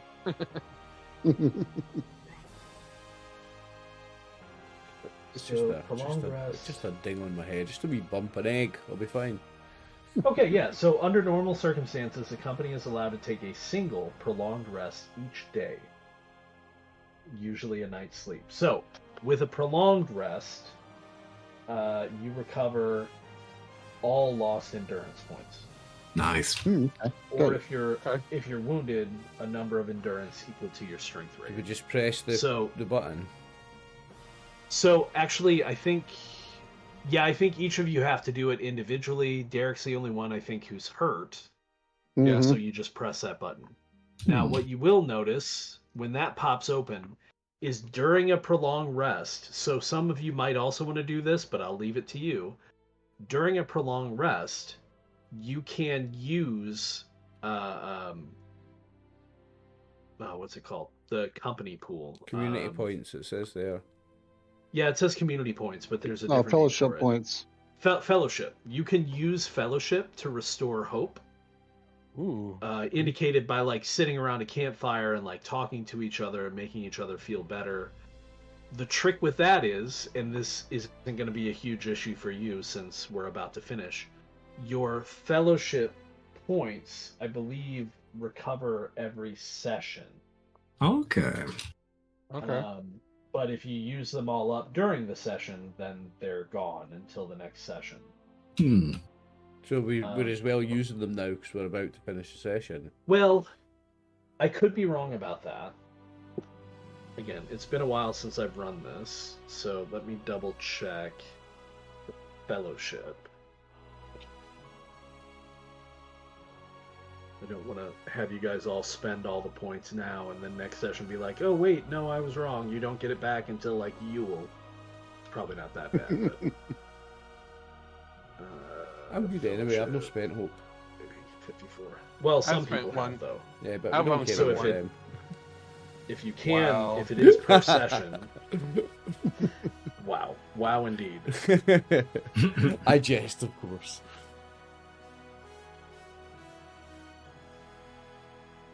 And is that a group pool, the community Yeah, so points, yeah? fellowship points are fully refreshed at the end of each gaming session. Nice. So, if you have spent hope, you might want to use some fellowship points. For Derek's Yeah. case, since he hasn't spent any hope, you just hit recover, and that'll restore your Okay. endurance. Yeah, I'm And is gonna that do that. a group pool of 5 points that we can use It per is a group session, pool of 5 and points. it'll refresh to per 5 session. at the end of after the session, or the start of the new Correct. session. Okay. So I would like to use 1 point to recover my hope. Okay. I did.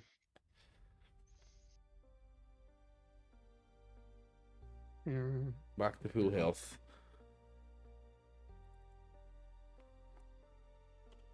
I tell Derek that's a hell of a nice hit. You took. Yeah, it was. Did it fix your brain? Did it fix your head noggin? Oh, wow. Did Wow. it fix your brain? Wow.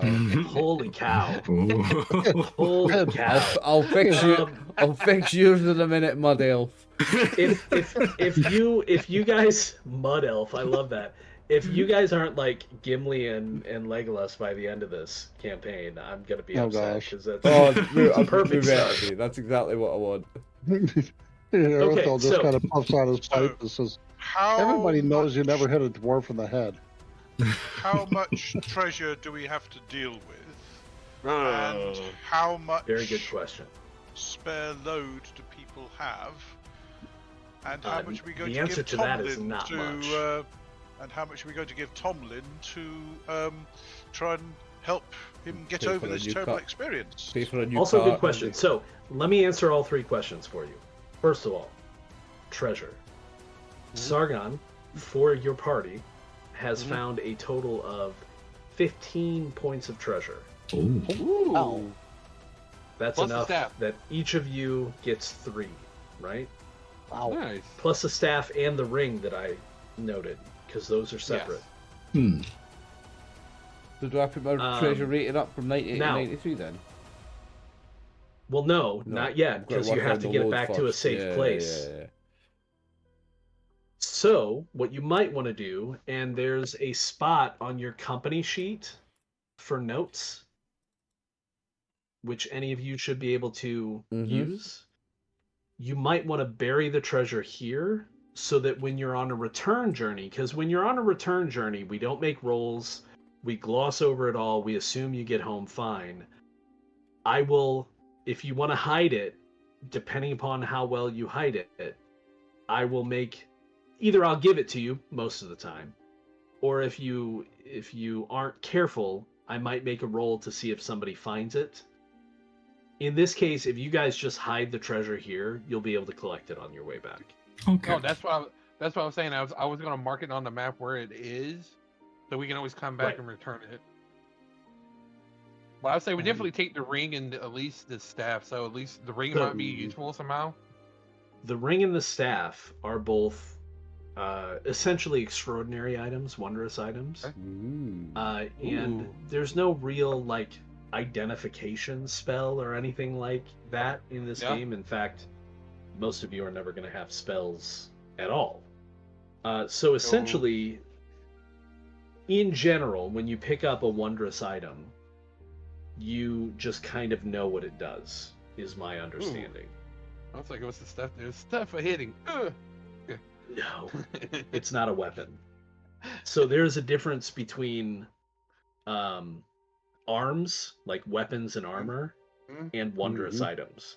Weapons Okay. and armor also have different rules as far as what you know they can do. Because if, say, there was a weapon that had 3 qualities on it, when you pick it up, you know what the first quality is. You actually have to earn the other 2 qualities through Nice. advancement. Oh, okay. That's cool. That's cool. And you also don't know that they exist until you've earned them. Until you unlock them. Right. Yeah, Hmm. essentially. That's cool. Yeah. So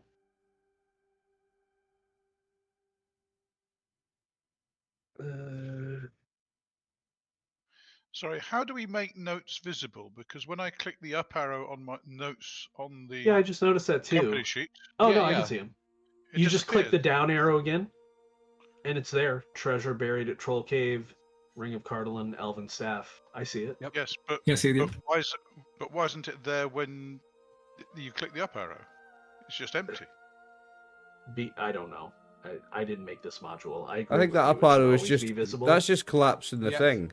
That's just Yeah. It's just collapsing the it, thing. right? Yeah, You yeah, got to yeah. click the down arrow Yeah. to see it. It's basically Yeah, what yeah. it boils So down if to. you're just collapsing the thing, why is there such a big gap? I don't know. It's a good question. Yeah, I It's a don't know. wonderful That is question. weird. Yeah, you would think that gap's there so that it would be written there. But yeah, right? all the note sections, even on your character sheet, are like that. You have to like have the down arrow down to be able to see the stuff. Weird. Yeah, it's a choice. So do we but have hey, to? They've set all this so do up we have? otherwise.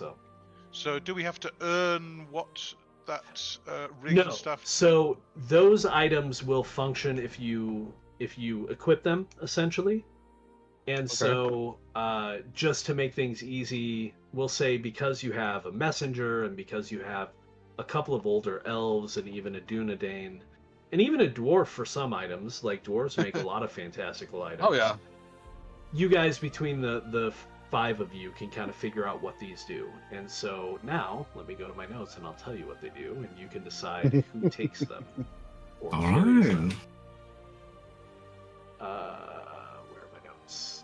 And how much load each of them is? I don't think the ring I have won't their load set to anything actually. Yeah. The ring's not going to be any load, is it? Yeah. I don't think the ring's gonna be like that. Yeah, I don't have the ring set to have load or the staff. These are just think of them as like more specific useful items. Okay. They're better than useful items though because if they provide a bonus to a skill, that bonus is always Ooh. active. Oh, Just that's by good. having this Nice. item. Nice one. right? Nice. Mhm. So, the ring. Notes, please. The ring is again a fine silver ring with a ruby, set with a ruby bearing a crest of the Cardalin. This adds a bonus die to persuade. Ooh, To that'd be people good. who That'd be good. That'd be good for recognize it. David's character. I mean, honestly. And it's- the staff, as you look at it more, again, it's ash, it's covered in this fine scroll work, and although it is mainly just art, you can see that it's the best way to put this. The scroll work is very regimented, and it's very specific, almost like a measuring stick. It's also Okay. very sturdy. You feel when you pick it up, even though it's quite light, you feel like it would serve quite well in terms of like exploration. So the staff gives you a bonus to both scan, if you use Oh my it God. as like a measuring stick, and explore. Okay. I think that worked for me. Yeah, Yeah, that was for you. Yeah. I think Now, has Sargon what? for that It's and up to you Eagle for guys. the ring. I No. think. Agree with both those. Eagle, I think, is Yeah, going to I'm be our everybody- face. Yeah. Everybody good with that? So I'd give him the ring. Oh yeah. And I'm happy with Sargon getting the stuff. If you feel that it will help me, then I would be most grateful for Not- the loan of it. Not that you need the help, Eagle. You've got a silver tongue. It's of a nice course. bonus. It's a nice bonus, but yeah. Okay, so I've added the ash staff to Sargon. You'll notice on the scan and explore skill, there's now a green pip underneath those skills. Ooh, nice. Because you automatically get a bonus based on that. So you don't have to Okay. add the bonus yourself. Just it's have to have it included. equipped, and then that'll automatically be there every Yep. time. So And so then where for is the Egil, item? Is the item on me somewhere or? Yeah, it's down with your useful items. Oh, okay, Ooh. okay. Equipment and Nice. gear. Yeah. So I was like, I So got a nice I'm- walking stick. I'm sitting there like. So I'm now 5 dice and favoured. Oh. Correct, with persuade. Very nice. But Very I nice. rolled the items randomly as a part of a lesser horde, so Okay. you're welcome. Very Thank nice you. item. It was like, hey, we got some nice treasure. So it was like, hey, if we ever come back, we got some nice treasure. Oh yeah. Thank you, Lord Master. You will come back at some point unless you die. Oh yeah. Then- No, I say when we come back. Oh it's yeah, like, we're coming there you back go. for the coins and the rubies and the Oh yeah. the gems. You better believe it. So, you spend the rest of the night here. Whether or not it's inside the vault or outside, I'm sure you make a fire, share some food with Tomlin and Ajax. Absolutely. I probably take some turns of Tomlin- guarding. Okay. Smoking Tomlin continues to have some conversations with Ajax. Well, I would like to suggest I will offer my three of my treasure to Tomlin. Oh, sorry, I meant to mention that. You don't have to do that. You can just give them some coin. Yeah. Yeah, just give Like him some coin. you don't have to deprive yourself of treasure. Giving him 3 treasure. Let me just lay this out for you. Giving Tomlin 3 treasure would destabilize the region. You would be giving him so much wealth. Yeah. You would crash the One economy. Okay, treasure alright, would cut him and his You give him grandchildren for 50 life. gold, Yeah. and you're like, oh. Yeah, you would crash the local economy. In that case, I will give him sufficient coin to reimburse him for getting his cart rebuilt and Sure. what Which is Barliman- probably like a what- handful what- of silvers. Right. Yeah. Yeah. and what Butterbur would have given him for the Yeah. But it's good. for the goods. That is easily within your wealth level. Absolutely. And Okay. I will suggest to the others that we escort him back and Yeah. explain to his parents so that they don't suffer a heart attack when he tells them. Yes, Okay. Yes. Good I deal. agree. In that I'm case, happy then. I'm happy to try and persuade them that it all will be well from now on. I think you'd be successful at that. Yeah, you might be. Failure is still possible. But yeah, you'd probably be okay. So in that case, then, we will end Heaven's Day and move ahead to Myr's Day, Ref the 17th. But we're going to end the session there. At the end of the session, everybody gains experience. In the One Ring, you automatically gain 3 skill points, and 3 adventure points at the end of each session. There's no other considerations. I know we play a lot of games where it's like, did you do this, or did that happen, or did nope, it's just 3 and 3. End of every session. If you were here, it's 3 and 3. You don't have to add it. I'm about to do it. Okay. Oh, Okay. Oh, I kind of did that. Yep. Well, remove it because I'm about to do it for everybody because I have a fun button. Oh, he's got an automation button. I got a button. Yeah, what good are buttons if you can't push them, right? Yeah, I want to push buttons too. There you go. I took care of it. Yeah, see it now. Yeah, there we go. Hey. Where's the kaboom? Middle Earth Okay, shattering so kaboom. just so you're aware, as we move forward, as far as spending experience goes, that's where it gets interesting. It's not the same as what you did in character creation. Mhm. 19. You do a fellowship phase or something, don't you? There's a phase. There's a thing you do. Yep, we have to do a fellowship phase, which means you're not adventuring, you're in between. So obviously we won't see one of those for several sessions. Right. And then as far as costs go, the costs are pretty much the same across the board. If you're trying to increase a skill level, you have to pay. Okay, so there's 2 kinds of experience. Not one of my favorite aspects of the system, but there's a reason behind it. You advance skills, perhaps unsurprisingly, with skill points. You advance combat proficiencies. Is that right? Combat proficiencies and wisdom and valor with adventure points. Okay. So skill points of skill ratings. Everything else is adventure points And we get 3 of each per session. per session.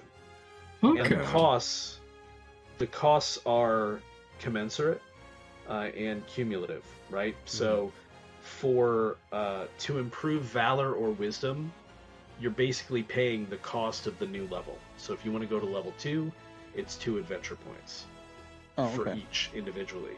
If you want to go to 3, then that's 3 more, and you have to buy them in order. Does that make sense? Okay, yeah. So that's 2 for 2, For- 3 for 3. Yep. So What's it'd be that? 5 points to go from 1 to 3. No, 6. Or 6, but yeah. No, it's 5. You're already at 1. Oh, you're already at level 1, aye. So 1 point. Yeah, 2 yeah, to 3. Correct. So what Now, the does reason- the Valor and Wisdom do for you? I was going to explain. The reason why you want to increase valor and wisdom at some point is because that's kind of an overall general understanding of the strength of your character. Valor and wisdom is also used to defend against shadow, depending upon what Ooh. type of shadow. And every time one of those increases, you gain a new ability. If you increase your valor, you get a reward, which now includes cultural rewards, which are quite a bit stronger than the starting rewards. Oh, yeah. And if you increase, or no, I'm sorry, rewards are still the basic rewards, but you can also get enchanted rewards, because those are items. Okay. If you improve your virtue, then you get, your wisdom, then you earn a virtue, and that's where you get your cultural virtues that really define your character in specific ways. Okay. Now, outside of that, for the rest, it's what's the word I'm looking for? Multiples of 4, right? So buying a new combat proficiency or a new skill at rank 1 is 4 points. And then- Increasing it to rank 2 is 8 points. Increasing it to rank 3 is 12 points. Oh, Increasing it to rank 4 is 20 points. oh my Oh, it's days. gonna be- Wow. Keeping in mind Yeah. that skill points are for skills only, adventure points are for combat proficiencies and valor and wisdom. Okay. I think. I'm not finding where that is specifically, but I'm fairly certain I'm correct on I that. think I might be increasing my wisdom up. Well, you can't yet. Until we do Oh, a not fellowship yet. phase. You cannot spend Okay. any skill points or adventure points until you're in a fellowship phase. And a fellowship phase means you're not adventuring. You are currently adventuring.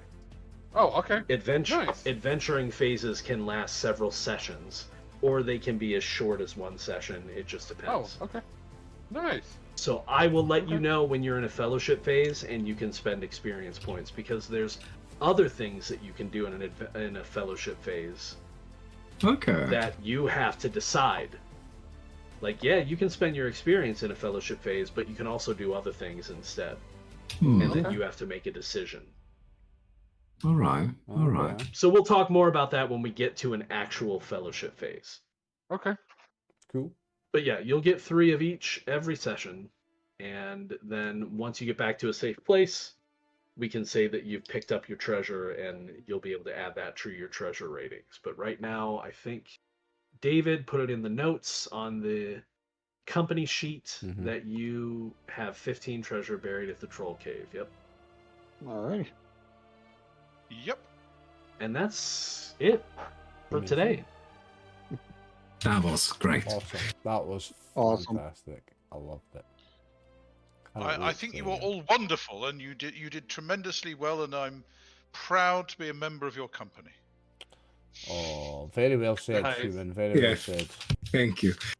Thank you for another fantastic session, Brian. This is going to be a great one. I can just tell. That was great fun. Really, really great fun. Yeah, I hope you enjoy it. Mhm. Thank you, gentlemen, for playing with me. Thank you, Marshall, Theodore, David, Max. Appreciate every Wow. one of you. I'm looking forward to the next one in 2 weeks. To the viewers who are watching us on YouTube in about a week's time when this goes out, thank you very much for tuning in. We really appreciate you. We are RxOliver and the gang. Good night. Good night. See you, everybody.